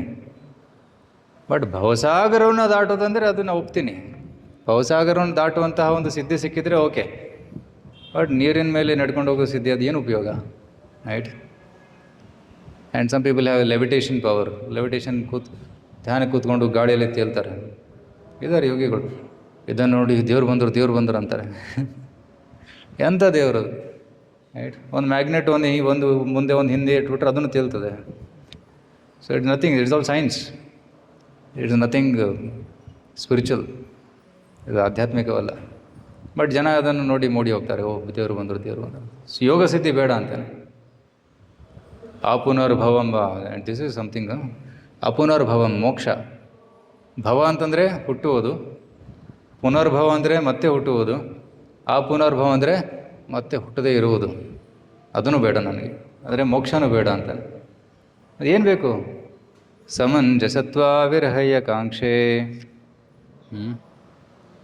ನಿನ್ನ ಪಾದ ಕಮಲಗಳನ್ನು ತೊರೆಯಬೇಕಾಗಿ ಬಂದರೆ ನನಗೆ ಮೋಕ್ಷವೂ ಬೇಡ, right? So I don't want anything accept your lotus feet. ನಿನ್ನ ಪಾದ ಕಮಲಗಳ ಸೇವೆ ಬೇಕು ಅಷ್ಟೇ ಅಂತ ವೃತ್ರಾಸುರ ಬೇಡ್ಕೊತಾ ಇದ್ದಾನೆ. ಯುದ್ಧ ಭೂಮಿಯಲ್ಲಿ ಇಂದ್ರನ ಮುಂದೆ ಈ ಪ್ರಾರ್ಥನೆಗಳನ್ನು ಸಲ್ಲಿಸ್ತಾ ಇದ್ದಾನೆ. ಭಕ್ತನ ಮನಸ್ಸಲ್ಲಿ ಭಾವನೆ ಯಾವ ರೀತಿ ಇದೆ ಅಂತ ಇಲ್ಲಿ ನೋಡಿ, ರೈಟ್? ಸಾಮಾನ್ಯವಾಗಿ ಜನರು ದೇವಸ್ಥಾನಕ್ಕೆ ಯಾಕೆ ಬರ್ತಾರೆ? ಕಾಯಿ ಕರ್ಪೂರ ತರ್ತಾರೆ, ಅದ್ರ ಜೊತೆ ಒಂದು ಲಿಸ್ಟ್ ತರ್ತಾರೆ, ಭಗವಂತ ಕಾಯಿ ತಗೋ ಬರೋವನ್ನು ಕೊಡು, ರೈಟ್? ಬಿಸ್ನೆಸ್ ಮಾಡೋದಕ್ಕೆ ಬರ್ತಾರೆ. ಬಟ್ ಭಕ್ತರು ಆ ಕಾರಣದಿಂದ ಬರಬಾರ್ದು. ಇಲ್ಲಿ ಯಾಕೆ ಬರಬೇಕು? ಸೇವೆ ಮಾಡೋದಕ್ಕೆ ಬರಬೇಕು, ರೈಟ್?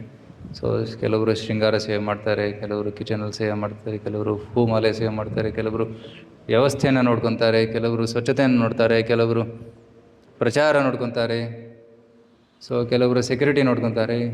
ಎಲ್ಲರೂ ಭಗವಂತನ ಸೇವೆ ಮಾಡ್ತಾ ಇದ್ದಾರೆ. ಸೊ ಸೇವೆ ಮಾಡೋದಕ್ಕಾಗಿ ಬರಬೇಕು ಹೊರತಾಗಿ ಲಿಸ್ಟ್ ತೊಗೊಂಡು ಬರಬಾರ್ದು. ಲಿಸ್ಟ್ ಆಲ್ರೆಡಿ ಭಗವಂತನಿಗೆ ಗೊತ್ತು, ಏನು ಬೇಕು ಅನ್ನೋದು ಭಗವಂತನಿಗೆ ಗೊತ್ತು. ಸರಿಯಾದ ಸಮಯದಲ್ಲಿ ಭಗವಂತ ನಮಗೇನು ಬೇಕು ಅದನ್ನು ಕೊಡ್ತಾನೆ. ಆದರೆ ನಾವು ಅದನ್ನು ಬೇಡಬಾರ್ದು. ನಮಗೇನು ಒಳ್ಳೆಯದಿದೆ ಅದನ್ನು ಭಗವಂತ ಕೊಡ್ತಾನೆ. ನಮ್ಮ ಭಕ್ತಿಗೆ ಹಾನಿ ಮಾಡುವಂತಹ ಒಂದು ವಸ್ತುಗಳನ್ನು ಭಗವಂತ ನಮಗೆ ಕೊಡೋದಿಲ್ಲ. ರೈಟ್. ಸತ್ಯಂ ದಿಶತಿ ಅರ್ಥಿತಂ ಅರ್ಥಿತೋ ನೃಣಾಂ ನೈವಾರ್ಥದೋಯತ್ ಪುನರರ್ಥಿತಾಯತ ಸ್ವಯಂ ವಿದತ್ತೆ ಭಜತಾಂ ಅನಿಚ್ಛತಾಂ ಇಚ್ಛಾಪಿದಾನಂ ನಿಜಪಾದ ಪಲ್ಲವಂ. ಒಂದು ವೇಳೆ ಭಕ್ತರು ಏನೋ ಬೇಡಿಕೆಯನ್ನು ಇಟ್ಕೊಂಡು ಬಂದರೂ ಕೂಡ ಭಗವಂತ ಏನು ಮಾಡ್ತಾನೆ, ಆ ಬೇಡಿಕೆಯನ್ನು ಯಾವ ರೀತಿ ಪೂರೈಸ್ತಾನೆ ಅಂತಂದರೆ ಮತ್ತೆ ಬೇಡೋಂಗಿಲ್ಲ ಅವನು. ಸಾಕಪ್ಪ ಸಾಕು ಭಗವಂತ, ಮತ್ತೆ ಅದು ಬೇಡ ನನಗೆ. That's how he fulfils. ಅದರಿಂದ ಏನಾದರೂ ತೊಂದರೆ ಆಗ್ತದೆ, ಬೇಡ ಬೇಡ ಅಂತಾನೆ. ಅಥವಾ ಯಾವ ರೀತಿ ಪೂರೈಕೆ ಮಾಡ್ತಾನೆ ಅಂದರೆ, ಸಾಕಪ್ಪ ಸಾಕು ಭಗವಂತ, ಈ ಒಂದು ವಸ್ತುವಿನಿಂದ ನನಗೆ ನಿಜವಾದ ಸುಖ ಸಿಗೋದಿಲ್ಲ, ನೀನೇ ಬೇಕು ನನಗೆ. ಭಜತಾಂ ಅನಿಚ್ಛತಾಂ ಇಚ್ಛಾಪಿದಾನಂ ನಿಜಪಾದ ಪಲ್ಲವಂ. ಆದರೆ ಭಗವಂತ ಏನು ಮಾಡ್ತಾನೆ, ಭಗವಂತ ತುಂಬ ಚತುರ. ರೈಟ್. ಜನರು ಅಮೃತವನ್ನು ಬಿಟ್ಟು ವಿಷ ಬೇಡೋದಕ್ಕೆ ಬರ್ತಾರೆ. ಆದರೆ ಭಗವಂತ ಏನು ಮಾಡ್ತಾನೆ, ವಿಷ ಕೊಡೋದ್ರ ಬದಲಾಗಿ ಅಮೃತವನ್ನು ಕೊಡ್ತಾನೆ. ಏನು, ತನ್ನ ಪಾದದ ಅಮೃತ, ಭಕ್ತಿ ಇರಿಸೋದ ಅಮೃತವನ್ನು ಕೊಡ್ತಾನೆ. ರೈಟ್. ಚೈತನ್ಯ ಚರಿತಾಮೃತದಲ್ಲಿದೆ ಒಂದು ಶ್ಲೋಕ, ಆಮಿ ವಿಜ್ಞಾ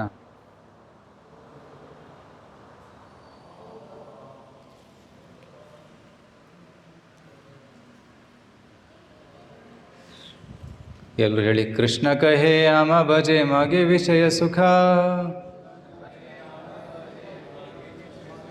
ಅಮೃತ ಛಾಡಿ ವಿಷ ಮಾಗೆ ಬಡ ಮೂರ್ಖ. ಕೃಷ್ಣ ಹೇಳ್ತಾನೆ, ಆಮ ಭಜೆ, ನನ್ನ ಭಜನೆ ಮಾಡ್ತಾನೆ, ಮಾಗೆ ವಿಷಯ ಸುಖ, ವಿಷಯ ಸುಖ ಬೇಕು. ಒಂದು ದೊಡ್ಡ ಲಿಸ್ಟ್ ತೊಗೊಂಡ್ಬಂದಿರುತ್ತೆ. ವಿಷಯ ಅಂತಂದರೆ ಇಂದ್ರಿಯ ಭೋಗ ವಸ್ತುಗಳು, ಅದಕ್ಕೆ ವಿಷ ಅಂತ ಕರೀತಾರೆ.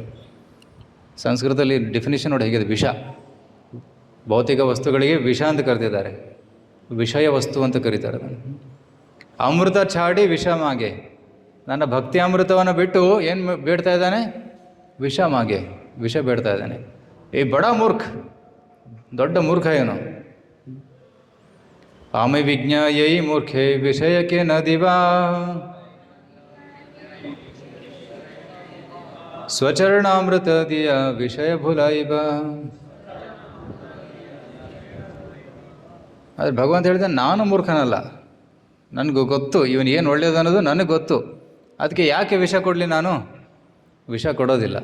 ನಾನೇನು ಕೊಡ್ತೀನಿ, ಸ್ವಚರಣಾಮೃತದಿಯ ವಿಷಯ ಭುಲಾಯಿಬ, ನನ್ನ ಚರಣಾಮೃತವನ್ನು ಕೊಟ್ಟು ಅವನು ವಿಷಯವನ್ನು ಮರೆತು ಬಿಡ್ತಾನೆ. Those are interested in mental enjoyment are called ಭುಕ್ತಿ ಕಾಮಿ. ರೈಟ್. ಯಾರಿಗೆ ಭೌತಿಕ ಆಕಾಂಕ್ಷೆಗಳಿವೆ ಅದಕ್ಕೆ ಅವರಿಗೆ ಭುಕ್ತಿ ಕಾಮಿ ಅಂತಾರೆ. ಇನ್ನೊಬ್ಬರಿಗೆ ಜ್ಞಾನಿ ಅಂತಂದರೆ ಅವ್ರಿಗೆ ಮುಕ್ತಿ ಕಾಮಿ, ಈ ತೊಂದರೆಗಳು ಬೇಡವೇ ಬೇಡ, ನನಗೆ ಮುಕ್ತಿ ಬೇಕು. ಇನ್ನೊಬ್ಬರಿದ್ದಾರೆ ಸಿದ್ಧಿ ಕಾಮಿ, ಯೋಗಿಗಳನ್ನು ಸಿದ್ಧಿ ಕಾಮಿ ಅಂತ ಕರೀತಾರೆ, ಯಾಕೆಂದರೆ ಅವರಿಗೆ ಅಷ್ಟು ಸಿದ್ಧಿಗಳು ಬೇಕು. ಆದರೆ ಹೌರ್ ಇಫ್ ಎ ಕರ್ಮಿ ಜ್ಞಾನಿ ಯೋಗಿ somehow contacts a duty and renders devotional service, Krishna immediately awards him love of God and gives him shelter at the lotus feet, although he may have no idea how to develop love for God, love for Krishna. ಆದರೆ ಕರ್ಮಿ ಆಗಿರಲಿ, ಜ್ಞಾನಿ ಆಗಿರಲಿ, ಯೋಗಿ ಆಗಿರಲಿ, ಯಾವುದೇ ಆಸೆಯನ್ನು ಇಟ್ಕೊಂಡು ಭಗವಂತನ ಹತ್ರ ಬಂದರೂ ಕೂಡ ಭಗವಂತ ಏನು ಮಾಡ್ತಾನೆ, ಇಟ್ ಟ್ರಿಕ್ಸ್ ಹಿಮ್. ಒಂದು ಟ್ರಿಕ್ಕಿಂದ ಏನು ಮಾಡ್ತಾನೆ ಭಗವಂತ, ತನ್ನ ಭಕ್ತಿ ಸೇವೆಯನ್ನು ಕೊಟ್ಟು ಬಿಡ್ತಾನೆ. ಉದಾಹರಣೆಗೆ ಧ್ರುವ ಮಹಾರಾಜರು ಭಗವಂತನ ತಪಸ್ಸು ಯಾಕೆ ಮಾಡ್ತಾಯಿದ್ರು? ಧ್ರುವ ಮಹಾರಾಜರಿಗೆ ಏನು ಇಚ್ಛೆ ಇತ್ತು ಅವ್ರದ್ದು? ಸಂಪತ್ತು ಬೇಕು. ಯಾವ ರೀತಿ ಸಂಪತ್ತು ಬೇಕು? ಬ್ರಹ್ಮದೇವರಿಗಿಂತಲೂ ದೊಡ್ಡ ಸಂಪತ್ತು ನನಗೆ ಬೇಕು ಅಂತ ಮಹಾನ್ ಆಕಾಂಕ್ಷೆ ಇತ್ತು. ಅವರು ಏನಂತಾರೆ, ಅಂಬಾನಿ ಅಥವಾ ರಾಕೆಫೆಲ್ಲರ್ ಅಥವಾ ಮಸ್ಕ್ ಆ ರೀತಿಯಲ್ಲ, ಬ್ರಹ್ಮಗಿಂತಲೂ ದೊಡ್ಡ ವ್ಯಕ್ತಿ ಆಗಬೇಕಂತ ಅವರ ಆಸೆ ಇತ್ತು. ಆದರೆ ಭಗವಂತ ಏನು ಕೊಟ್ಬಿಟ್ಟ, ತನ್ನ ಭಕ್ತಿ ಸೇವೆಯನ್ನು ಕೊಟ್ಬಿಟ್ಟ. ಧ್ರುವ ಮಹಾರಾಜರು ಆ ಒಂದು ಆಸೆಯನ್ನು ಮರೆತುಬಿಟ್ರು. ಕಾಚನ್ ವಿಚಿನ್ವಂ ಅಪಿ ದಿವ್ಯ ರತ್ನಂ ಸ್ವಾಮಿನ್ ಕೃತಾರ್ಥೋಸ್ಮಿ ವರಂ ನಯಾಚೆ. ನಾನು ಕಾಚಿನ ತುಕುಡಿಯನ್ನು ಹುಡುಕ್ತಾ ಇದ್ದೆ, ಆದರೆ ನನಗೆ ವಜ್ರ ಸಿಕ್ಬಿಟ್ಟಿದೆ, ನನಗೇನು ಬೇಡ ಅಂತ. ಸೊ ಅದು ಧ್ರುವನ ಒಂದು ಧ್ರುವನಿಗೆ ಆ ರೀತಿ ಭಗವಂತ ಭಕ್ತಿ ಸೇವೆಯನ್ನು ಕೊಟ್ಬಿಟ್ಟ. ಧ್ರುವ ಬೇಡ್ತಾ ಇದ್ದಿದ್ದು ವಿಷ, ಸಂಪತ್ತು, ಆದರೆ ಭಗವಂತ ಸ್ವಚರಣಾಮೃತ ಕೊಟ್ಬಿಟ್ಟ, ತನ್ನ ಭಕ್ತಿ ಸೇವೆಯನ್ನು ಕೊಟ್ಬಿಟ್ಟ. If a person wants material profit from devotional service, Krishna condemns such material desires. To desire material opulence while engaging in devotional service is foolishness. Right. ಭಕ್ತಿ ಸೇವೆ ಅದು ಅತ್ಯುತ್ತಮವಾದಂತಹ ಒಂದು ಒಂದು ವಸ್ತು. ಭಕ್ತಿ ಸೇವೆ ಅತಿ ಉತ್ತಮವಾದದ್ದು. ನಥಿಂಗ್ ಅಂತ ಶ್ರೀ ಹರಿನಾಮ ಸಂಕೀರ್ತನೆ ಭಕ್ತಿ ಸೇವೆ ಏನಿದೆ, ಚಾಂಟಿಂಗ್ ಹರಿಕೃಷ್ಣ, ರೈಟ್. ನಾಮವಿನ ಕಿಚ್ಚು ನಾಹಿಕವಾರು 14 ಭುವನ ಮಾಝೆ. ಭಕ್ತಿನ ಠಾಕೂರ್ ಹೇಳ್ತಾರೆ, ಈ 14 ಲೋಕಗಳಲ್ಲಿ ಹರಿನಾಮಕ್ಕಿಂತ ಅಮೂಲ್ಯವಾದದ್ದು ಬೇರೆ ಏನೂ ಇಲ್ಲ. ಆದರೆ ಒಬ್ಬ ಭಕ್ತ ಹರಿನಾಮದ ಬದಲಾಗಿ ಬೇರೆ ಏನನ್ನಾದರೂ ಬಯಸಿದರೆ ಅದು ಮೂರ್ಖತನ. ಅದು ಫೂಲಿಶ್ ಅಂತ ಪ್ರಭುಪಾದ ಹೇಳ್ತಾರೆ. Although the person may be foolish, ಒಬ್ಬನು ಮೂರ್ಖನಾಗಿದ್ದರೂ ಕೂಡ Krishna being all intelligent, Krishna ಬುದ್ಧಿವಂತ, ವಿಜ್ಞ, ಅಮಿವಿಜ್ಞ, engages him in devotional service in such a way that he gradually forgets material opulence. So ಆ ಭಕ್ತ ಕ್ರಮೇಣವಾಗಿ ಆ ಭೌತಿಕ ಆಸೆಯನ್ನು ಮರೆತು ಬಿಡ್ತಾನೆ. Right. The point is that we should try to engage, we should not try to exchange loving service or material prosperity. So ಭಕ್ತಿ ಸೇವೆ ಬದಲಾಗಿ ಬೇರೆ ಯಾವುದನ್ನು ಬಯಸಬಾರದು, ಕೇವಲ ಭಕ್ತಿ ಸೇವೆಯನ್ನು ಮಾತ್ರ ಬಯಸಬೇಕು ಅನ್ನುವ ಒಂದು ವಿಚಾರವನ್ನು ಇಲ್ಲಿ ಹೇಳ್ತಾ ಇದ್ದಾರೆ. ಅದು ಪ್ಯೂರ್ ಕೃಷ್ಣ ಕಾನ್ಷಿಯಸ್ನೆಸ್. ಸೊ ಅದೇ ಇಲ್ಲಿ ನಾವು ಕಲಿಬೋದು. ಯಾರಿಂದ? ವೃತ್ರಾಸುರನಿಂದ. ನನಾಕ ಪೃಷ್ಟಂ ನ ಚಪಾರಮಿಷ್ಟಂ ನ ಸಾರ್ವಭೌಮಂ ರಸಾಧಿಪತ್ಯಂ ನ ಯೋಗ ಸಿದ್ಧಿರ ಪುನರ್ಭೌಮ. ಎಲ್ಲದನ್ನು ರಿಜೆಕ್ಟ್ ಮಾಡ್ತಾ ಇದ್ದಾನೆ, ಕೇವಲ ಭಕ್ತಿ ಸೇವೆಯನ್ನು ಮಾತ್ರ ಸ್ವೀಕರಿಸ್ತಾ ಇದ್ದಾನೆ. ನೆಕ್ಸ್ಟ್ ಶ್ಲೋಕದಲ್ಲಿ ಹೇಳ್ತಾರೆ, ಅಜಾತ ಪಕ್ಷ ಇವ ಮಾತರಂ ಖಗಾ ಸ್ತನ್ಯಂ ಯಥಾ ವತ್ಸತರಾಕ್ಷುಧಾರ್ತಾಃ ಪ್ರಿಯಂ ಪ್ರಿಯೈವ ವಿಶತುಂ ವಿಷಣ್ಣಾ ಮನೋ ಅರವಿಂದಾಕ್ಷ ದಿದೃಕ್ಷತೆ ತ್ವಾಂ. ಅಜಾತ ಪಕ್ಷ ಅಂದರೆ ಒಂದು ಪಕ್ಷಿ ಹುಟ್ಟಿದೆ, ಏನೂ ರೆಕ್ಕೆ ಬೆಳೆದಿಲ್ಲ, ಹಾರುವ ಸಾಮರ್ಥ್ಯವಿಲ್ಲ ಅಂತ ಪಕ್ಷಿ ಅದೇನು ಮಾಡ್ತಾ ಇರ್ತದೆ? ತಾಯಿಗೋಸ್ಕರ ಕಾಯ್ತಾ ಇರ್ತದೆ. ಯಾಕಂದರೆ ಅದಕ್ಕೆ ಭಯ, ಬೇರೆ ಹದ್ದು ಅಥವಾ ಬೇರೆ ಯಾವುದು ಪಕ್ಷಿ ಅಥವಾ ಹಾವು ಬಂದು ತಿಂದುಬಿಟ್ರೆ ರೈಟ್, ಯಾರು ರಕ್ಷಣೆ ಮಾಡ್ತಾರೆ? ಅದಕ್ಕೆ ಆ ಒಂದು ಪಕ್ಷಿ ಯಾವಾಗಲೂ ಕೂಗ್ತಾ ಇರ್ತದೆ, ಚೌ ಚೌ ಚೌ ಚೌ ಚೌ ಚೌ ಜೋರಾಗಿ ಕೂಗ್ತಾ ಇರ್ತದೆ. ತಾಯಿ ಬರಲಿ ಬರಲಿ ಬರಲಿ ಅಂತ ತಾಯಿಗಾಗಿ ಕೂಗ್ತಾ ಇರ್ತದೆ. ಆಗ ತಾಯಿ ಹಣ್ಣು ಅಥವಾ ಏನೋ ಒಂದು ಹೂಡು ಅಂತಂದು ಬಾಯಲ್ಲಿ ಹಾಕಿದಾಗ ಅದು ಸುಮ್ಮನಾಗ್ತದೆ. ರೈಟ್. ಮತ್ತು ಸ್ವಲ್ಪ ನಂತರ ಮತ್ತೆ ಚೀರಾಡ್ತದೆ. Is constantly crying for mother bird. Right. ಅಜಾತ ಪಕ್ಷ ಇವ ಒಂದು ಪಕ್ಷಿಯ ಥರ. ಮಾತರಂ ಖಗ. ಖಗ ಅಂತಂದರೆ ಪಕ್ಷಿ, ತಾಯಿ.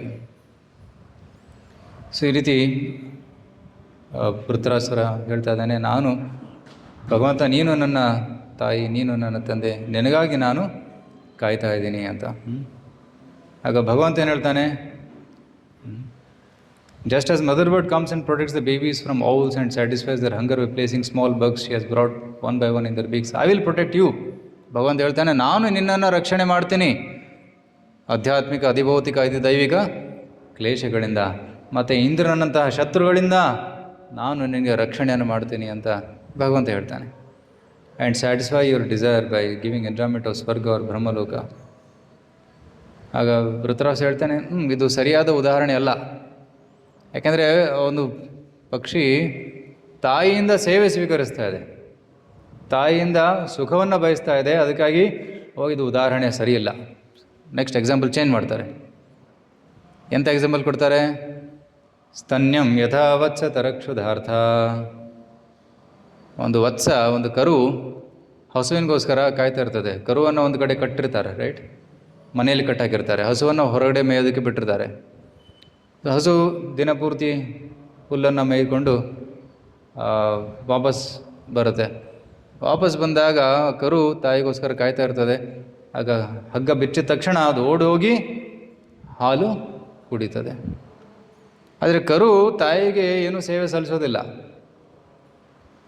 ಕರು ಕೂಡ ತಾಯಿಯಿಂದ ಸೇವೆ ಸ್ವೀಕರಿಸ್ತದೆ, ರೈಟ್. ಸ್ತನ್ಯಂ ಯಥಾ ವತ್ಸತರಾಹ ಕ್ಷುಧಾರ್ಥ. He accepts service.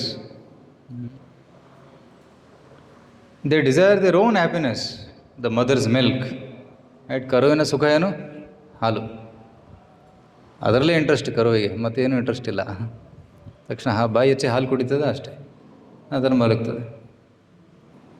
Not satisfied with this example, ಹೀಗೆ ಅನದರ್ ಎಕ್ಸಾಂಪಲ್. ಈ ಉದಾಹರಣೆ ಕೊಟ್ಟು ವೃತ್ತರಾಸುರನಿಗೆ ಸರಿ ಅನಿಸಲಿಲ್ಲ, ಇದು ಸರಿಯಲ್ಲ. ಸೊ ಇನ್ನೊಂದು ಉದಾಹರಣೆ ಕೊಡ್ತಾರೆ. ಪ್ರಿಯಂ ಪ್ರಿಯೈವ ವಿಶುತಂ ವಿಷಣ್ಣ ಮನೋರವಿಂದಾಕ್ಷ ದಿದೃಕ್ಷತೆ ತ್ವಂ. The wife morose because of affection disturbed by separation longs to see her husband who has gone to a distant land. So ಮನೆಯಲ್ಲಿ ಗಂಡ ಕೆಲಸಕ್ಕಾಗಿ ದೂರ ಯಾವುದೋ ದೇಶಕ್ಕೆ ಹೋಗಿದ್ದಾರೆ, ರೈಟ್, ಏನಂತಾರೆ, ಹಣ ಸಂಪಾದನೆ ಮಾಡೋದಕ್ಕೆ. ಮನೆಯಲ್ಲಿ ಸತಿ ಹೆಂಡತಿ ಪತಿವ್ರತ ನಾರಿ ಅವ್ರಿಗೋಸ್ಕರ ವೆಯ್ಟ್ ಮಾಡ್ತಾ ಇರ್ತಾಳೆ. ಯಾವಾಗ ಅವ್ರು ಬರ್ತಾರೆ, ಯಾವಾಗ ಅವರ ಸೇವೆ ನಾನು ಮಾಡ್ತೀನಿ ಅನ್ನೋ ಒಂದು ಬಯಕೆಯಿಂದ ವೆಯ್ಟ್ ಮಾಡ್ತಾ ಇರ್ತಾಳೆ. ಸಂಪೂರ್ಣವಾಗಿ ಸೇವೆ ಮಾಡೋ ಒಂದು ಆಸೆಯನ್ನು ಹೊಂದಿರ್ತಾಳೆ, right. So just as a wife uses all her senses desiring to make her husband happy and also desires to make all her senses happy by her husband's beauty, sweet voice, qualities, actions and joking. So I will serve you, Lord, with all my senses. ನಾನು ಎಲ್ಲ ಇಂದ್ರಿಯಗಳಿಂದ ಹೇ ಭಗವಂತ ನಿನ್ನ ಸೇವೆ ಮಾಡ್ತೀನಿ ಅಂತ ವೃತ್ತರಸರು ಹೇಳ್ತಾ ಇದ್ದಾನೆ. ಸಕಲ ಇಂದ್ರಿಯಗಳಿಂದ ನಾನು ನನ್ನ ಕಣ್ಣಿನಿಂದ ನಿನ್ನ ದರ್ಶನ ಮಾಡ್ತೇನೆ, ಕೈಯಿಂದ ನಿನ್ನ ಮಂದಿರ ಮಾರ್ಜವನ್ನು ಮಾಡ್ತೇನೆ, ಪಾದಗಳಿಂದ ನಿನ್ನ ದೇವಸ್ಥಾನದ ಪ್ರದಕ್ಷಿಣೆಯನ್ನು ಮಾಡ್ತೇನೆ, ನಾಲಿಗೆಯಿಂದ ನಿನ್ನ ಕೀರ್ತನೆಯನ್ನು ಮಾಡ್ತೇನೆ, ಕಿವಿಯಿಂದ ನಿನ್ನ ಗುಣವನ್ನು ಕೇಳುತ್ತೇನೆ, ಮೂಗಿನಿಂದ ನಿನಗೆ ಅರ್ಪಣೆಯಾದ ನೈರ್ಮಲ್ಯದ ಸುಗಂಧವನ್ನು ಸವಿಯುತ್ತೇನೆ. ಸೊ ಈ ರೀತಿ ಎಲ್ಲ ಇಂದ್ರಿಯಗಳಿಂದ ನಾನು ನಿನ್ನ ಸೇವೆ ಮಾಡ್ತೇನೆ ಅಂತ ಇಲ್ಲಿ ವೃತ್ತರಾಸುರ ಹೇಳ್ತಾ ಇದ್ದಾನೆ. ಪ್ರಿಯಂ ಪ್ರಿಯೈವ ವಿಶುತಂ ವಿಷಣ್ಣ. ಭಗವಂತ ನೀನು ನನ್ನ ಸ್ವಾಮಿ, ನಾನು ನಿನ್ನ ಸೇವಕ, ನಾನು ನಿನ್ನ ಸೇವೆಯನ್ನು ಮಾಡ್ತೇನೆ ಅನ್ನೋ ಒಂದು ಭಾವನೆಯನ್ನು ಇಲ್ಲಿ ವ್ಯಕ್ತಪಡಿಸಿದಾಗ ಇದು ಉದಾಹರಣೆ ಸರಿ ಇದೆ ಅಂತ ಅವರಿಗೆ ಅನಿಸ್ತದೆ. ಸೊ ನಾವೆಲ್ಲರೂ ಪ್ರಕೃತಿ, ಜೀವಾತ್ಮ ಪ್ರಭು ಅಲ್ಲ, ಜೀವಾತ್ಮ ಪ್ರಕೃತಿ. And Krishna is the only prabhu, purusha. ಆದರೆ ನಮ್ಮ ಪ್ರಾಬ್ಲಮ್ ಏನಾಗಿದೆ ಅಂದರೆ ನಾವು ಪ್ರಕೃತಿ ಭಾವವನ್ನು ಬಿಟ್ಟು ಪುರುಷ ಭಾವವನ್ನು ಸ್ವೀಕರಿಸಿದ್ದೀವಿ. ಪುರುಷ ಭಾವ ಅಂತಂದ್ರೇನು? ನಾನು ಒಡೆಯ, ನಾನೇ ಎಂಜಾಯರ್.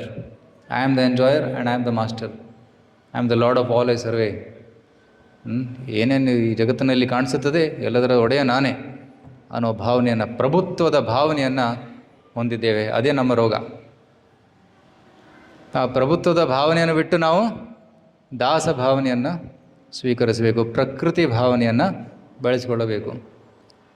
ಸೊ ಆತ್ಮದ ಒಂದು ಸ್ವಭಾವವೇನು? ಅದು ಪ್ರಕೃತಿ, ಇಟ್ ಇಸ್ ನಾಟ್ ಪುರುಷ, ರೈಟ್. ಪ್ರಕೃತಿಯಲ್ಲಿ ಎರಡು ರೀತಿ ಪ್ರಕೃತಿ ಇವೆ, ಜಡ ಪ್ರಕೃತಿ, ಚೇತನ ಪ್ರಕೃತಿ, ಕರೆಕ್ಟ್. ಭೂಮಿರಾಪೋ ಅನಲೋವಾಯು ಖಂ ಮನೋಬುದ್ಧಿರೇವಚ ಅಹಂಕಾರ ಇತಿಯಮ್ಮೆ ಭಿನ್ನ ಪ್ರಕೃತಿ.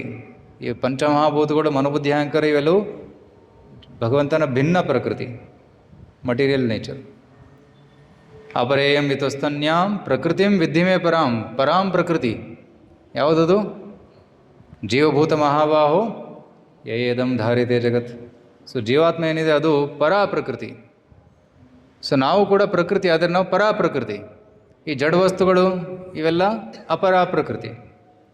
ಎಲ್ಲೋ ಭಗವಂತನ ಶಕ್ತಿನೇ. ಪರ ಅಪರ ಪ್ರಕೃತಿ ಬೋತ್ ಆರ್ ಕೃಷ್ಣಾಸ್ ಪ್ರಕೃತಿ ಓನ್ಲಿ.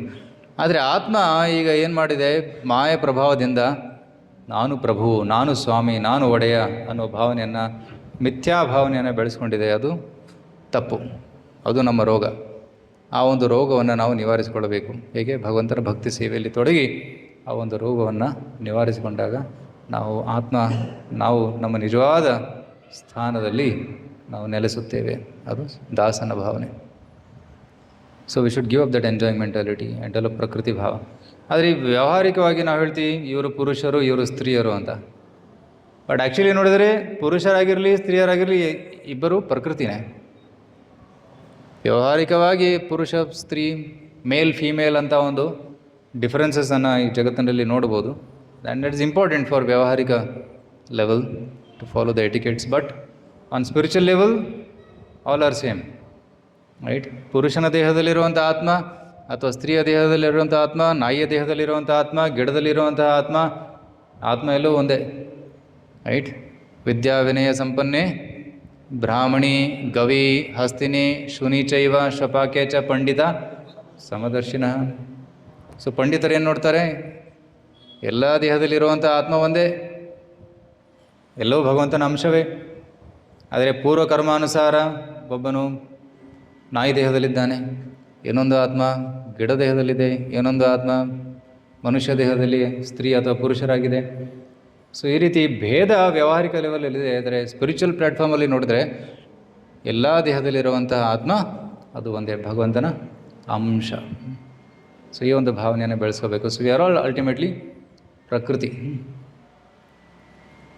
ಸೊ ಆಗ ಲಾಸ್ಟ್ ಶ್ಲೋಕದಲ್ಲಿ ಪೃಥ್ವಿರಾಜರನ್ನು ಹೇಳ್ತಾನೆ, ನನಗೆ ನನ್ನ ಆಸೆ ಏನಿದೆ, ಎಲ್ಲಿವರೆಗೂ ತನ್ನ ಆಸೆಯನ್ನು ವ್ಯಕ್ತಪಡಿಸಿಲ್ಲ.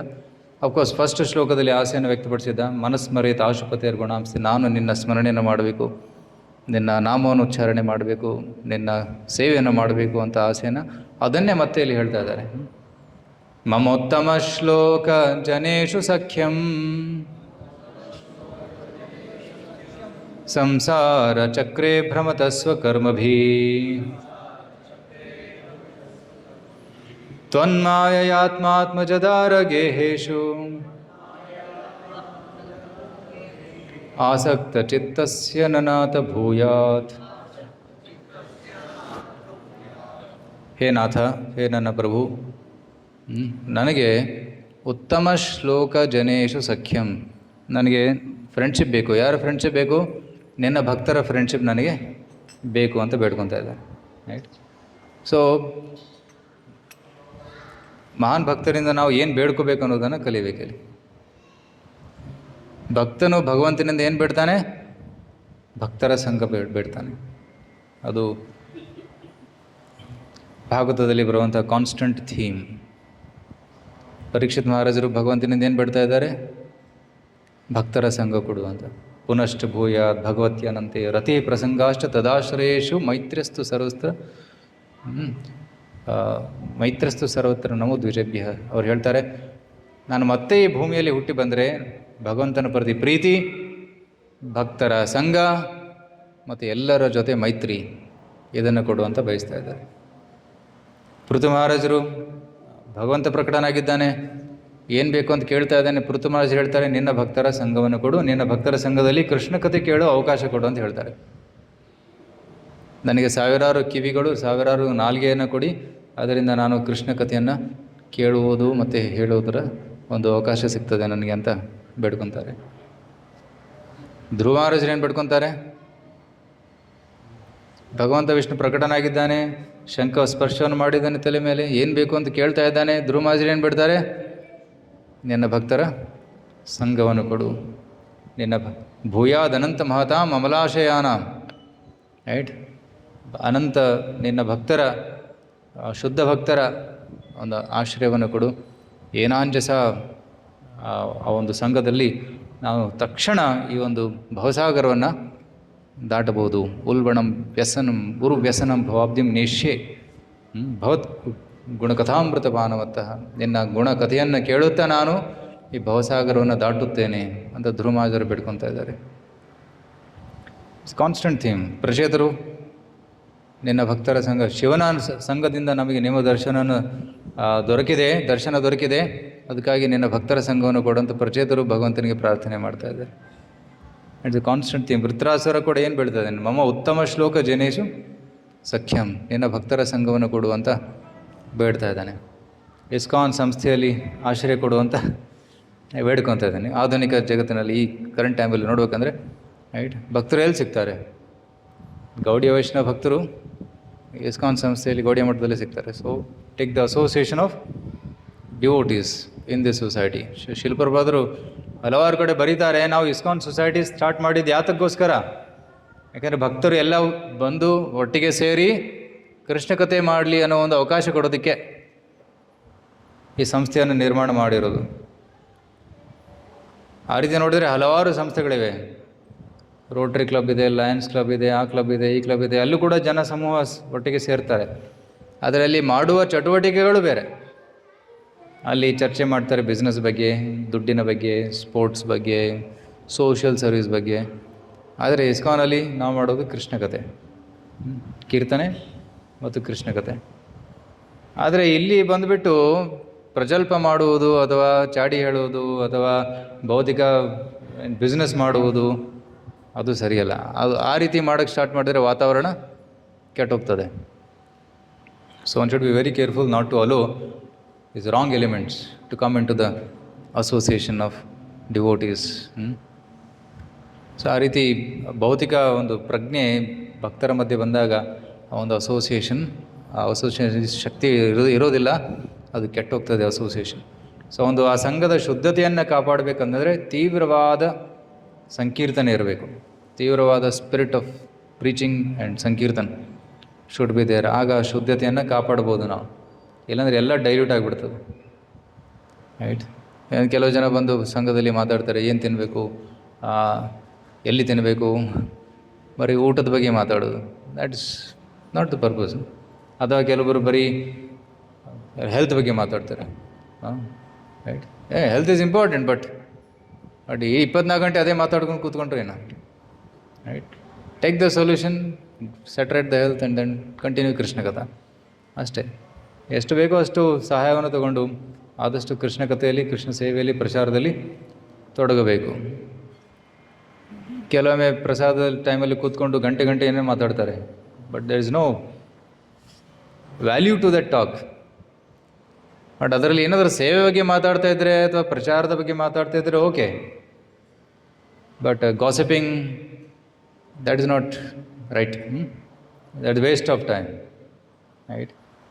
ಭಾಗವತ್ ಪುರಾಣ, ರಾಮಾಯಣ, ಭಗವದ್ಗೀತೆ ಇದರ ಬಗ್ಗೆ ಚರ್ಚೆ ಮಾಡೋ ಬದಲಾಗಿ ವಾಟ್ಸಪ್ ಪುರಾಣ, ಈ ಪುರಾಣ, ಆ ಪುರಾಣ ಅದನ್ನು ಮಾತಾಡ್ತಾ ಕೂತ್ರೆ there is no point to that. So ಭಕ್ತರ ಸಂಘದಲ್ಲಿ ಚರ್ಚೆ ಹೇಗಿರ್ಬೇಕಂತಂದರೆ, ಪ್ರಭು ಈ ಪರ್ಪಟ್ ನಾನು ಓದ್ತಾ ಇದ್ದೆ, ಅದರಲ್ಲಿ ಈ ವಿಷಯ ಅರ್ಥ ಆಗಲಿಲ್ಲ, ನೀವು ಅದನ್ನು ಓದಿದ್ದೀರಾ, ದಯವಿಟ್ಟು ನೀವು ಸ್ವಲ್ಪ ನಿಮ್ಮ ತಿಳುವಳಿಕೆಯನ್ನು ಹಂಚ್ಕೊತೀರಾ. Okay, then both of them start together discussing. ಪ್ರಭು ನಾನೊಂದು ಪ್ರಚಾರ ಮಾಡ್ತಾ ಇದ್ದೀನಿ, ಅಲ್ಲಿ ಒಂದು ಡಿಫಿಕಲ್ಟ್ ಪ್ರಶ್ನೆ ಬಂತು, ಒಬ್ರು ಕೇಳಿದ್ದಾರೆ, ಆ ಉತ್ತರ ಕೊಡೋಕ್ಕಾಗಲಿಲ್ಲ, ನಿಮ್ಮ ಹತ್ರ ಏನು ಉತ್ತರ ಇದೆಯಾ? And start discussing. ಪ್ರಭು ಈಗ ಫೆಸ್ಟಿವಲ್ ಬರುತ್ತೆ, ಅದೇ ಫೆಸ್ಟಿವಲ್ ಹೇಗೆ ಚೆನ್ನಾಗಿ ಆಚರಿಸಬೇಕು, ಏನು ಸರ್ವಿಸ್ ನೀವು ಮಾಡ್ತಾಯಿದ್ರೆ, ಏನು ಸರ್ವಿಸ್ ನಾನು ಮಾಡಬೇಕು, that is another point of discussion. So if such kind of discussions happen, ಈ ರೀತಿ ಚರ್ಚೆ ನಡೀತಾ ಇದ್ದರೆ ಆ ಒಂದು ಸಂಘ ಅದು ವೈಬ್ರೆಂಟ್ ಆಗಿರ್ತದೆ. ಆದರೆ ಇಬ್ಬರು ಭಕ್ತರು ಬಂದು, ಪ್ರಭು ಗೊತ್ತಾಯ್ತಾ ಆ ಭಕ್ತರ ಜೀವನದಲ್ಲಿ ಏನು ನಡೀತಾ ಇದೆ ಅಂತ ಚಾಡಿ ಹೇಳೋದು, ಅದರಿಂದ ಏನಾಗ್ತದೆ, ಅಫೆನ್ಸ್ ಆಗ್ತದೆ. ಇಬ್ಬರು ಸೇರಿಕೊಂಡು ಮೂರನೇವ್ರ ಬಗ್ಗೆ ಮಾತಾಡೋದು, ಚಾಡಿ ಹೇಳೋದು. So that is back biting, offensive mentality. ಅದರಿಂದ ಆ ರೀತಿ ಮಾತಾಡೋದ್ರಿಂದ ಆ ಭಕ್ತನ ಭಕ್ತಿ ಕಡಿಮೆ ಆಗ್ತದೆ, ಕೃಷ್ಣ ಸಂತುಷ್ಟನಾಗೋದಿಲ್ಲ. ರೈಟ್. ಆ ಮಾತನ್ನು ಭಗವಂತ ಕೇಳ್ತಾ ಇದ್ದಾನೆ, ಓ ನನ್ನ ಭಕ್ತನ ಬಗ್ಗೆ ಈ ರೀತಿ ಮಾತಾಡ್ತಾ ಇದ್ದೆ ನೀನು, ಆಯಿತು, ಪರಿಣಾಮದಲ್ಲಿ ರುಚಿ ನಾಳೆಯಿಂದ ಇರೋದಿಲ್ಲ. ನೀನು ಹರೇ ಕೃಷ್ಣ ಹೇಳ್ತಾ ಇದ್ದೀವಿ, ಆದರೆ ಅದು ರುಚಿನೇ ಬರ್ತಾ ಇಲ್ಲ. ಯಾಕೆ? Krishna is unhappy. ಸೊ ಹರಿನಾಮದಲ್ಲಿ ರುಚಿ ಬರ್ತಾ ಇಲ್ಲ ಅಥವಾ ಕೃಷ್ಣ ಕಥೆಯಲ್ಲಿ ರುಚಿ ಬರ್ತಾ ಇಲ್ಲ ಅಂದರೆ ಏನೋ ಅಪರಾಧ ಎಲ್ಲೋ ಆಗಿದೆ ಅಂತ ಅರ್ಥ. ಸೊ ಅದಕ್ಕಾಗಿ ತುಂಬ ಎಚ್ಚರಿಕೆಯಿಂದ ನಾವು ಭಕ್ತಿ ಸೇವೆಯನ್ನು ಮಾಡಬೇಕು, ಅಪರಾಧಗಳಿಂದ ದೂರ ಇರಬೇಕು, ಮತ್ತು ಭಕ್ತರ ಸೇವೆಯನ್ನು ಮಾಡಬೇಕು. ಆಗ ನಾವು ಸ್ಪಿರಿಚುವಲಿ ಹೆಲ್ತಿಯಾಗಿರ್ಬೋದು. ನಾವು ಸ್ಪಿರಿಚುವಲಿ ಡಿಸೀಸ್ಡ್ ಆಗಿಬಿಟ್ರೆ ನಮಗೆ ಭಕ್ತಿಯಲ್ಲಿ ರುಚಿ ಬರೋದಿಲ್ಲ. ಹೇಗೆ ನಮಗೆ ಏನಾದರೂ ರೋಗ ಉಂಟಾದರೆ ತಿನ್ನೋ ಮನಸ್ಸಾಗೋದಿಲ್ಲ, ಕರೆಕ್ಟ್? ನಾಲಿಗೆಯಲ್ಲಿ ರುಚಿ ಇರೋದಿಲ್ಲ, ಯಾಕೆಂದರೆ ರೋಗ ಇದೆ. ಅದೇ ರೀತಿ ಅದು ಸ್ಪಿರಿಚುವಲ್ ಡಿಸೀಸ್ ಅಂದರೆ ಅಪರಾಧಗಳನ್ನು ಮಾಡಿದಾಗ ಕೃಷ್ಣ ಕಥೆಯಲ್ಲಿ ರುಚಿ ಬರೋದಿಲ್ಲ, ಅದು ಕಡಿಮೆ ಆಗಿಬಿಡ್ತದೆ. ರೈಟ್. ಭಕ್ತರ ಸಂಘಕ್ಕೆ ಬರುವಂತಹ ರುಚಿ, ಸಂಡೇ ಪ್ರೋಗ್ರಾಮ್ ಯಾಕೆ ಹೋಗಬೇಕು, ಮನೆಯಲ್ಲಿ ಕೂತ್ಕೊಳ್ಳೋಣ, ಯೂಟ್ಯೂಬಲ್ಲಿ ಕೇಳೋಣ ಅಂತ ಮನಸ್ಸಲ್ಲಾಗ್ತದೆ. ರೈಟ್. ಸೊ ಅಥವಾ ಸೇವೆ ಯಾಕೆ ಮಾಡಬೇಕು, ಅವ್ರು ಮಾಡ್ತಾರಲ್ಲ, ನಾವು ಹೋಗಿ ಜಸ್ಟ್ ಪ್ರಸಾದ್ ಟೈಮಲ್ಲಿ ಹೋಗೋಣ ಆ್ಯಂಡ್ ಬೇರೆಯವ್ರು ಸೇವೆ ಮಾಡಲಿ, ನಾವು ಮಾಡಿ. ಸೊ ಈ ರೀತಿ ಭಾವನೆ, that is a deceased nature. ಆದರೆ ಈ ಒಂದು ಭಾವನೆಗಳು, ಈ ರೀತಿ ಭಾವನೆಗಳು ಮನಸ್ಸಲ್ಲಿ ಬರ್ತಾಯಿದೆ ಅಂದರೆ ಸ್ಪಿರಿಚುವಲ್ ಡಿಸೀಸ್ ಇದೆ ಅಂತ ಅರ್ಥ. ರೈಟ್. ಸ್ಪಿರಿಚುವಲಿ ಹೆಲ್ದಿ ಯಾರು ಇರ್ತಾರೆ, ಸ್ಪಿರಿಚುವಲಿ ಹ್ಯಾಪಿ ಯಾರು ಇರ್ತಾರೆ, ಅವರು ನಾವು ಬೇಗ ಹೋಗೋಣ, will be first to go to the temple, first for ದರ್ಶನಾರ್ತಿ, first for mangalarati, we will try to do service. ಏನು ಸೇವೆ ಸಿಗ್ತದೆ ಮಾಡೋಣ. ಏನು ಸೇವೆ ಇಲ್ಲ ಅಂದರೆ ಕಸಬಾರಿ ಇಟ್ಕೊಂಡು ಕಸ ಗುಡಿಸೋಣ. ರೈಟ್. ಯಾರು ಹೇಳದೆ ಇರಲಿ, ಹೇಳ್ದೆ ನಾವು ಸೇವೆ ಮಾಡೋಣ. ರೈಟ್. ಸೊ ವಿ ಕ್ಯಾನ್, ಇದು ನಮ್ಮ ಟೆಂಪಲ್, ನಮ್ಮ ದೇವಸ್ಥಾನ, ರೈಟ್. ಸೊ ಆ ರೀತಿ ಒಂದು ಭಾವನೆ ಮೂಡಿದಾಗ that is healthy state of consciousness, right. So disease state of consciousness ಅಂದರೆ ಆ ಒಂದು ಇನಿಷಿಯೇಟಿವ್ ತೊಗೊಳ್ಳೋದಿಲ್ಲ, ನಾನು ಯಾಕೆ ಮಾಡಬೇಕು, ಬೇರೆಯವ್ರು ಮಾಡಲಿ, ರೈಟ್. ಅದು ಕೆಲವೊಮ್ಮೆ ಭಕ್ತರು ಕೆಲವೊಬ್ಬರು ರೋಜಿ ನಮಗೆ ಹಾಡೋದಕ್ಕೆ ಅವಕಾಶನೇ ಕೊಡೋದಿಲ್ಲ, ಬರೀ ಸೀನಿಯರ್ ಡ್ಯೂಟೀಸ್ ಮೈಕ್ ಕಟ್ಕೊಂಡು ಕೂತ್ಕೊಂಡಿರ್ತಾರೆ, ನಮಗೆ ಸಿಗೋದೇ ಇಲ್ಲ, right. That is another problem, that is also another disease. That expectation, mike ಸಿಗಬೇಕು ನನಗೆ ಆವಾಗ ಮಾತ್ರ ನಾನು ಹಾಡ್ತೀನಿ ಅಂತ. ಇಲ್ಲ, ಯಾವಾಗಾದರೂ ಹಾಡ್ಬೋದು. ಸಾಯಂಕಾಲ 7:30 8:30ವರೆಗೆ ಯು ಕ್ಯಾನ್, ಖಾಲಿ ಇರ್ತದೆ, you can sing for the pleasure of the lord, right. Is it not service, right. So ಎಷ್ಟೊಂದು ಜನ ಮಹಾರಾಜರು, ಎಷ್ಟೊಂದು ಜನ ಭಕ್ತರು, ಈಗ ಐಂದ್ರ ಪ್ರಭು ಗೊತ್ತಾ, ಬೃಂದಾವನದಲ್ಲಿ ಅವರು 24 hour ಕೀರ್ತನ್ ಸ್ಟಾರ್ಟ್ ಮಾಡಿದ್ದು 1986. ಪ್ರಭುಪಾದರವ್ರಿಗೆ ಹೇಳಿದರು, you are doing good kirtan, continue ಮಾಡು, ಕೀರ್ತನೆ ಮಾಡ್ತಾ ಇರು ಅಂತ. 24 hours 24 hours ಅಂದರೆ ಹಗಲು ರಾತ್ರಿ ನಾನ್ ಸ್ಟಾಪ್ ಕೀರ್ತನೆ ನಡಿಬೇಕು. ರಾತ್ರಿ ಕೀರ್ತನೆ ಮಾಡೋಕ್ಕೆ ಯಾರು ಸಿಗ್ತಾರೆ, ನೀವು ಮಾಡ್ಕೊಳ್ಳಿ ಅಂತ. ಆ ರೀತಿ ಭಾವನೆ ಇತ್ತು ಅವಾಗ. ಐಂದ್ರ ಪ್ರಭು ಹಾರ್ಮೋನಿಯಂ ಇಟ್ಕೊಂಡು ಒಬ್ಬರೇ ರಾತ್ರಿ ಇಡೀ ಕೀರ್ತನೆ ಮಾಡ್ತಾಯಿದ್ರು. ಕೇಳೋರು ಯಾರೂ ಇಲ್ಲ, ಫಾಲೋ ಮಾಡೋರು ಯಾರೂ ಇಲ್ಲ, ಅವರೊಬ್ಬರೇ ಕೀರ್ತನೆ ಮಾಡ್ತಾ ಇದ್ರು. ಬೆಳಗ್ಗೆ ಡ್ಯೂಟಿ ಸಿಗ್ತಾರೆ ಕೀರ್ತನೆ ಮಾಡೋದಕ್ಕೆ. ಎಷ್ಟೋ ವರ್ಷಗಳ ಕಾಲ ಅವರು ಕೀರ್ತನೆ ಮಾಡ್ತಾಯಿದ್ರು. ಅವರ ಒಂದು ಇನ್ಸ್ಪಿರೇಷನ್ನಿಂದ ಎಷ್ಟೊಂದು ಜನರಿಗೆ ಸ್ಫೂರ್ತಿ ಸಿಕ್ಕಿ, ಪ್ರಭುಜಿ ನಾವು ಬರ್ತೀವಿ ಅಂತ ಎಷ್ಟೊಂದು ಜನರಿಗೆ ಅವರು ಟ್ರೈನಿಂಗ್ ಕೊಟ್ಟು, ಈಗ ನೋಡಿದ್ರೆ ಬೃಂದಾವನ ಕೀರ್ತನೆ ಅಂದರೆ ಅದು ಅದ್ಭುತವಾಗಿದೆ, ಕರೆಕ್ಟ್. ಬೃಂದಾವನ ದೇವಸ್ಥಾನದಲ್ಲಿ 24 hour Keerthan team is like amazing. ಆ ಒಬ್ಬ ಭಕ್ತನ ತ್ಯಾಗದಿಂದ ಆಯಿತು. ಅವರು ಕೇವಲ ಭಗವಂತನಿಗೋಸ್ಕರ ಹಾಡ್ತಾಯಿದ್ರು. ಆಡಿಯನ್ಸ್ ಇದ್ದರೆ ಮಾತ್ರ ಹಾಡ್ತೀನಿ ಅಂತಲ್ಲ, ಆಡಿಯನ್ಸ್ ಇದ್ದರೆ ಮಾತ್ರ ಲೆಕ್ಚರ್ ಕೊಡ್ತೀನಿ ಅಂತಲ್ಲ, ರೈಟ್. ಯಾರು ಇರಲಿ ಇಲ್ಲದೇ ಇರಲಿ, ಅವರ ಭಕ್ತಿ ಸೇವೆ ಭಗವಂತನಿಗೋಸ್ಕರ, ರೈಟ್. ಭಗವಂತ ಸಂತುಷ್ಟನಾಗಬೇಕು, ಭಗವಂತನಿಗೋಸ್ಕರ ಮಾಡ್ತಾಯಿದ್ರು ಕೀರ್ತನೆ. ಸೊ ಈ ರೀತಿ ಭಾವನೆ ಇರಬೇಕು. ನಾವು ಭಕ್ತಿ ಸೇವೆ ಯಾಕೆ ಮಾಡ್ತಾಯಿದ್ದೀವಿ, ಬೇರೆಯವರಿಗೆ ತೋರ್ಸೋಕ್ಕೋಸ್ಕರ ಅಲ್ಲ. ನಾನು ತುಂಬ ಸೀನಿಯರ್ ಡಿವೋಟಿ, ನಾನು ತುಂಬ ವರಿಷ್ಠ ಡಿವೋಟಿ, ನಾನು ತುಂಬ ಪ್ರಗತ ಡಿವೋಟಿ ಅಂತ ತೋರಿಸ್ಕೊಳ್ಳೋದಕ್ಕಲ್ಲ, ಭಗವಂತ ಸಂತುಷ್ಟನಾಗೋದಕ್ಕೆ ಮಾಡ್ತಾಯಿದ್ದೀನಿ. Lord should be happy with my service. So that's what Vritraraj is also praying here. ನನಗೆ ನಿನ್ನ ಭಕ್ತರ ಸೇವೆ ಬೇಕು, ರೈಟ್. ಸೊ ನಾನು ದೊಡ್ಡ ಭಕ್ತನಾಗಬೇಕು ಅಂತ ಬೇಡ್ಕೊತಾ ಇಲ್ಲ, ನಾನು ದಾಸನಾಗಬೇಕು ಅಂತ ಬೇಡ್ಕೊತಾ ಇದ್ದಾರೆ. ಅಂಥ ಮನೋಭಾವನ ನಾವು ಬೆಳೆಸ್ಕೋಬೇಕು. ಹೇ ಭಗವಂತ, ನಾನು ಈ ಸಂಸಾರ ಚಕ್ರದಲ್ಲಿ ನನ್ನ ಸ್ವಕರ್ಮದಿಂದ ನಾನು ಸುತ್ತುತ್ತಾ ಇದ್ದೇನೆ, ಜನ್ಮ ಮೃತ್ಯು ಚಕ್ರದಲ್ಲಿ ಸುತ್ತುತ್ತಾ ಇದ್ದೀನಿ. ಮತ್ತು ಈ ಸಂಸಾರದಲ್ಲಿ ನಾನು ತ್ವನ್ಮಾಯ, ನಿನ್ನ ಮಾಯ ಪ್ರಭಾವದಿಂದ ನಾನು ಈ ದೇಹ, ತ್ವನ್ಮಾಯ ಆತ್ಮ, ಈ ದೇಹ ನನ್ನದು, ಆತ್ಮಜ ಈ ಮಕ್ಕಳು ನನ್ನವರು, ಆತ್ಮಜ ದಾರ ಇವಳು ನನ್ನ ಹೆಂಡತಿ, ಇದು ನನ್ನ ಮನೆ, ರೈಟ್. ಈ ರೀತಿ ಒಂದು ಕಲ್ಪನೆಯನ್ನು ಮಾಡ್ಕೊಂಡಿದ್ದೀನಿ ನಾನು. ಆ್ಯಕ್ಚುಲಿ ಯಾವುದೂ ನನ್ನದಲ್ಲ, ಯಾರೂ ನನ್ನವರಲ್ಲ. There is nothing like ours. Actually ಭಗವಂತ ಮಾತ್ರ ನನ್ನವರು. ಆದರೆ ಈ ಸಂಬಂಧಗಳೆಲ್ಲ ತಾತ್ಕಾಲಿಕವಾದದ್ದು, ಅಶಾಶ್ವತವಾದದ್ದು. ಬಟ್ ಈ ತಾತ್ಕಾಲಿಕ ಅಶಾಶ್ವತ ಸಂಬಂಧವನ್ನು ಶಾಶ್ವತ ಅಂತ ಬಯಸುವುದು, ಅದು ತಿಳ್ಕೊಳ್ಳೋದು, ಅದು ತಪ್ಪು. ಸೊ ಇದು ಮಾಯಾಶಕ್ತಿ. ತನ್ಮಾಯ ಆತ್ಮಜ ದಾರ ಗೇಹೆ ಆಸಕ್ತ ಚಿತ್ತಸ್ಯನ. ಇದಕ್ಕೆ ಆಸಕ್ತಿ ಬೇಡ ನನಗೆ.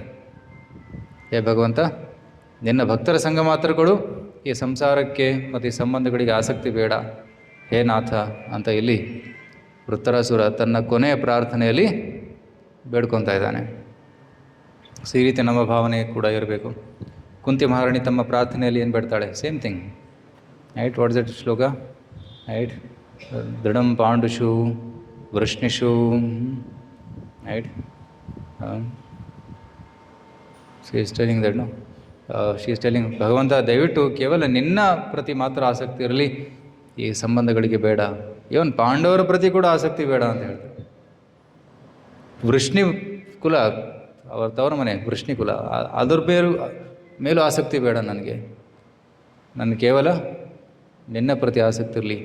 ತ್ವಯಿ ಮೇ ಅನನ್ಯ ವಿಷಯ ಮತಿರ್ ಮಧುಪತೆ ಸಕೃತ್ ಪ್ರತಿಂ ಉದ್ವಹತ ದದ್ಧ ಗಂಗೇವೋ ಘಂ ಉದನ್ವತಿ. ಹೇಗೆ ಗಂಗಾ ನದಿ ಹಿಮಾಲಯದಿಂದ ಪ್ರಾರಂಭವಾಗಿ ನೇರವಾಗಿ ಯಾವುದೇ ಏನಂತಾರೆ ಅಡಚಣೆ ಇಲ್ಲದೆ ನೇರವಾಗಿ ಅವರು ಸಮುದ್ರಕ್ಕೆ ಹೋಗ್ತಾಳೆ, ಸಮುದ್ರವನ್ನು ಸೇರ್ತಾಳೆ. ಅದೇ ರೀತಿ ಹೇ ಭಗವಂತ, ನನ್ನ ಮನಸ್ಸು ನಿನ್ನನ್ನು ಸೇರಲಿ ಅಂತ ಕುಂತಿ ಮಹಾರಾಣಿಯ ಪ್ರಾರ್ಥನೆ ಇದೆ. ಸೊ ಇದು ವೃತ್ರಾಸುರನ ಪ್ರಾರ್ಥನೆಯಲ್ಲಿ ನಾವು ಭಗವಂತನಿಗೆ ಸೇವೆ ಮಾಡುವುದನ್ನು ಬಯಸಬೇಕು, ಭಗವಂತನ ಭಕ್ತರ ಸಂಘವನ್ನು ಬಯಸಬೇಕು, ಮತ್ತು ಯಾವುದೇ ಭೌತಿಕ ಆಸಕ್ತಿಗಳನ್ನು ನಾವು ಬಯಸಬಾರದು, ಮತ್ತು ಭಗವಂತನಿಗೆ ಸೇವೆ ಸಲ್ಲಿಸುವ ಒಂದು ಹಂಬಲ ಬೆಳೆಸ್ಕೋಬೇಕು ಅನ್ನೋದನ್ನು ನಾವು ಕಲಿತಾ ಇದ್ದೀವಿ. ಸೊ ಇದರ ನಂತರ ಯುದ್ಧ ಮತ್ತೆ ಪ್ರಾರಂಭವಾಗ್ತದೆ. ವೃತ್ತರಾಸುರ ಮತ್ತು ಇಂದ್ರನ ಮಧ್ಯೆ ಯುದ್ಧ, ನಂತರ ವೃತ್ತರಾಸುರನ ವಧೆ ಆಗ್ತದೆ.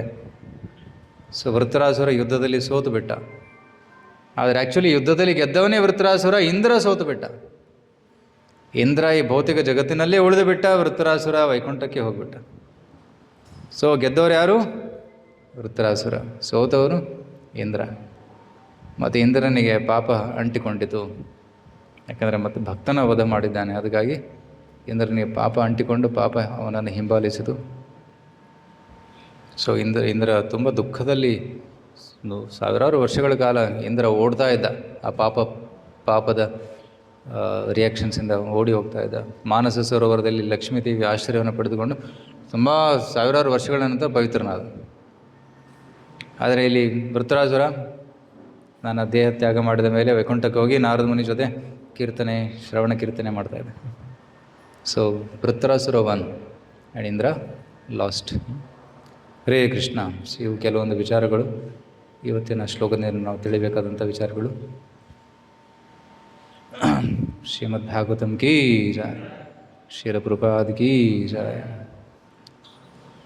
Any comments or questions? Yes, bro. Spiritual ಭಗವಂತ ಅವ್ರಿಗೆಲ್ಲ ಗೊತ್ತಿಲ್ಲ, ಅವರೇ ಅರ್ಥ ಮಾಡಿಕೊಂಡು ನಮ್ಮ ಸಿನ್ಸಿಯಾರಿಟಿ ನೋಡಿಕೊಂಡು ಅವರ ಆ ಪರಿಪೂರ್ಣತೆಯನ್ನು ಕೊಡ್ತಾನೆ. ಅಥವಾ ಕೃಷ್ಣ ಪ್ರಭು ನಮ್ಮಲ್ಲಿ ಕೆಲವು ಲ್ಯಾಕುನಗಳಿವೆ, ಸ್ಪಿರಿಚುವಲ್ ಲ್ಯಾಕುನ. ಸೊ ನಾನು ಭಗವಂತನನ್ನು ಪ್ರಾರ್ಥನೆಯಲ್ಲಿ ಕೇಳಬೇಕಾ, ಅಥವಾ ಭಗವಂತನಿಗೆ ಎಲ್ಲ ಗೊತ್ತಿರುತ್ತಲ್ಲ, ಅಭಿಜ್ಞ ಸ್ವರ, ಅವನಿಗೆ ಎಲ್ಲ ಗೊತ್ತಿರುತ್ತಲ್ಲ, ಅವನೇ ಪೂರ್ಣ ಮಾಡ್ತಾನೆ. ಸೊ ನಮಗೇನಾದರೂ ಕೊರತೆ ಇದ್ದರೆ, ಸ್ಪಿರಿಚುವಲ್ ಎಂಪ್ಟಿನೆಸ್ ಏನಾದರೂ ಕೊರತೆ ಇದ್ದರೆ, ಭಗವಂತ ಅದಕ್ಕೆ ಅವಕಾಶ ಕೊಡ್ತಾನೆ ಅದನ್ನು ಪೂರೈಸ್ಕೊಳ್ಳೋದಕ್ಕೆ ಭಕ್ತರ ಸಂಘದಲ್ಲಿ, ಅಥವಾ ಕೊರತೆಯನ್ನು ಭಕ್ತರ ಮುಖಾಂತರ ಪೂರೈಸ್ತಾನೆ. ನೇರವಾಗಿ ಭಗವಂತ ಮಾಡದಿದ್ದರೂ ಕೂಡ ಭಕ್ತರ ಮುಖಾಂತರ ಅದನ್ನು ಪೂರೈಸ್ತಾನೆ. ಉದಾಹರಣೆಗೆ ಪರೀಕ್ಷಿತ್ ಮಹಾರಾಜರಿಗೆ ಶಾಪ ಸಿಕ್ತು, 7 ದಿವಸದಲ್ಲಿ ಅವರು ಸಾಯ್ತಾರೆ ಅಂತ. ತಕ್ಷಣ ಭಗವಂತ ಶುಕದೇವ್ ಗೋಸಾವಿನ ಕಳಿಸ್ಬಿಟ್ಟ ಅಲ್ಲಿ. ಪರೀಕ್ಷಿತ್ ಮಹಾರಾಜರಿಗೆ ಅವಶ್ಯಕತೆ ಇತ್ತು, ನಾನೇನು ಮಾಡಬೇಕು, ನನಗೆ ಪ್ರಶ್ನೆಗಳಿದೆ, ಸಾಯೋ ವ್ಯಕ್ತಿ ಏನು ಮಾಡಬೇಕು ಅನ್ನೋ ಪ್ರಶ್ನೆ ಇತ್ತು. ಅದಕ್ಕೆ ಉತ್ತರ ಕೊಡೋದಕ್ಕೆ ಭಗವಂತ ಗುರುವನ್ನು ಕಳಿಸಿಬಿಟ್ಟ. ಸೊ ನಮ್ಮ ಮನಸ್ಸಲ್ಲಿ ಸಿನ್ಸಿಯರ್ ಡಿಸೈರ್ ಇದ್ದರೆ ಭಗವಂತ ನಮಗೆ ಹೆಲ್ಪ್ ಮಾಡ್ತಾನೆ. ಆದರೆ ಯಾವ ರೀತಿ ಹೆಲ್ಪ್ ಮಾಡ್ತಾನೆ ನಾವು ಹೇಳೋಕ್ಕಾಗೋದಿಲ್ಲ. ಯಾರ ಮುಖಾಂತರ ಯಾವ ರೀತಿ ಯಾವಾಗ ಹೆಲ್ಪ್ ಮಾಡ್ತಾನೆ ಅದು ಗೊತ್ತಾಗೋದಿಲ್ಲ. So we should be alert to understand that it is Krishna helping me. Correct. ಪ್ರಭುಪಾದರಿಗೆ ಇಚ್ಛೆ ಇತ್ತು ಸೇವೆ ಮಾಡಬೇಕು ಅಂತ, ಪಾಶ್ಚಾತ್ಯ ದೇಶದಲ್ಲಿ ಪ್ರಚಾರ ಮಾಡಬೇಕು, ಪುಸ್ತಕ ಬರೀಬೇಕು ಅಂತ ಇಚ್ಛೆ ಇತ್ತು. ಆದರೆ ಅವರ ಹತ್ರ ಒಂದು ಫೆಸಿಲಿಟೀಸ್ ಇರಲಿಲ್ಲ. ಅಷ್ಟೊತ್ತಿಗೆ ಮ್ಯಾಗಝಿನ್ ಪ್ರಿಂಟ್ ಮಾಡ್ತಾಯಿದ್ರು. ಮ್ಯಾಗಝಿನ್ ಪ್ರಿಂಟ್ ಮಾಡಿ 4 ಪೇಜ್ ಮ್ಯಾಗಝಿನ್ ಪ್ರಿಂಟ್ ಮಾಡಿ ವಿತರಣೆ ಮಾಡ್ತಾಯಿದ್ರು. ಯಾರೋ ಒಬ್ಬರು ಬಂದು ರಸ್ತೆಯಲ್ಲಿ, ಸ್ವಾಮೀಜಿ ನೀವು ಯಾಕೆ ಪೇಪರ್ ಪ್ರಿಂಟ್ ಮಾಡ್ತಾರೆ, ಇದು ಜನ ಹಿಡ್ಕೊತಾರೆ, ಎಸಿತಾರೆ, ಅದನ್ನು ಉಪಯೋಗಕ್ಕಿಲ್ಲ. ಪುಸ್ತಕ ಪ್ರಿಂಟ್ ಮಾಡಿ, ಪುಸ್ತಕ ಲೈಬ್ರರಿಲಿ ಇಟ್ಕೊತಾರೆ, ಓದ್ತಾರೆ. Books will stay, magazines will go to ರದಿ. This is my guru speaking. ಗುರುಗಳು ಹೇಳ್ತಾ ಇದ್ದಾರೆ, ಇವು ನಿನ್ನ ಮುಖಾಂತರ ನನ್ನ ಗುರುಗಳು ಹೇಳ್ತಾ ಇದ್ದಾರೆ ಅಂತ ಅದನ್ನು ಪ್ರಭುಪಾದರು ಆ ರೀತಿ ಅರ್ಥ ಮಾಡಿಕೊಂಡು ಬುಕ್ಸ್ ಪ್ರಿಂಟ್ ಮಾಡೋಕ್ಕೆ ಸ್ಟಾರ್ಟ್ ಮಾಡ್ತಾರೆ. ಸೊ ಭಗವಂತ ಹೆಲ್ಪ್ ಮಾಡ್ತಾನೆ. ಯಾವ ರೀತಿ ಯಾರ ಮುಖಾಂತರ ಅದು ಹೇಳೋಕ್ಕಾಗೋದಿಲ್ಲ. So we should be alert.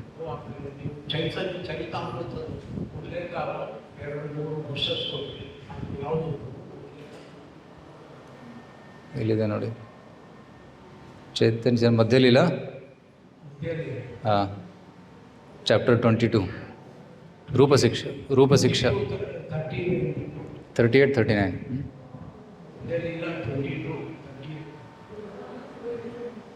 ರೂಪಶಿಕ್ಷೆಯಲ್ಲಿ ಬರ್ತದೆ. ಚೈತನ್ಯ ಮಹಾಪ್ರಭು ಶ್ರೀಲ ರೂಪ ಗೋಸ್ವಾಮಿಗೆ ಪ್ರಯಾಗರಾಜದಲ್ಲಿ ದಶಾಶ್ವಮೇಧ ಘಾಟ್ನಲ್ಲಿ ಸುಮಾರು ಒಂದು 10 ದಿನ ಉಪದೇಶ ಕೊಟ್ಟರು. ಅದರ ಒಂದು ಸಾರಾಂಶ ಇಲ್ಲಿದೆ. Any questions, comments?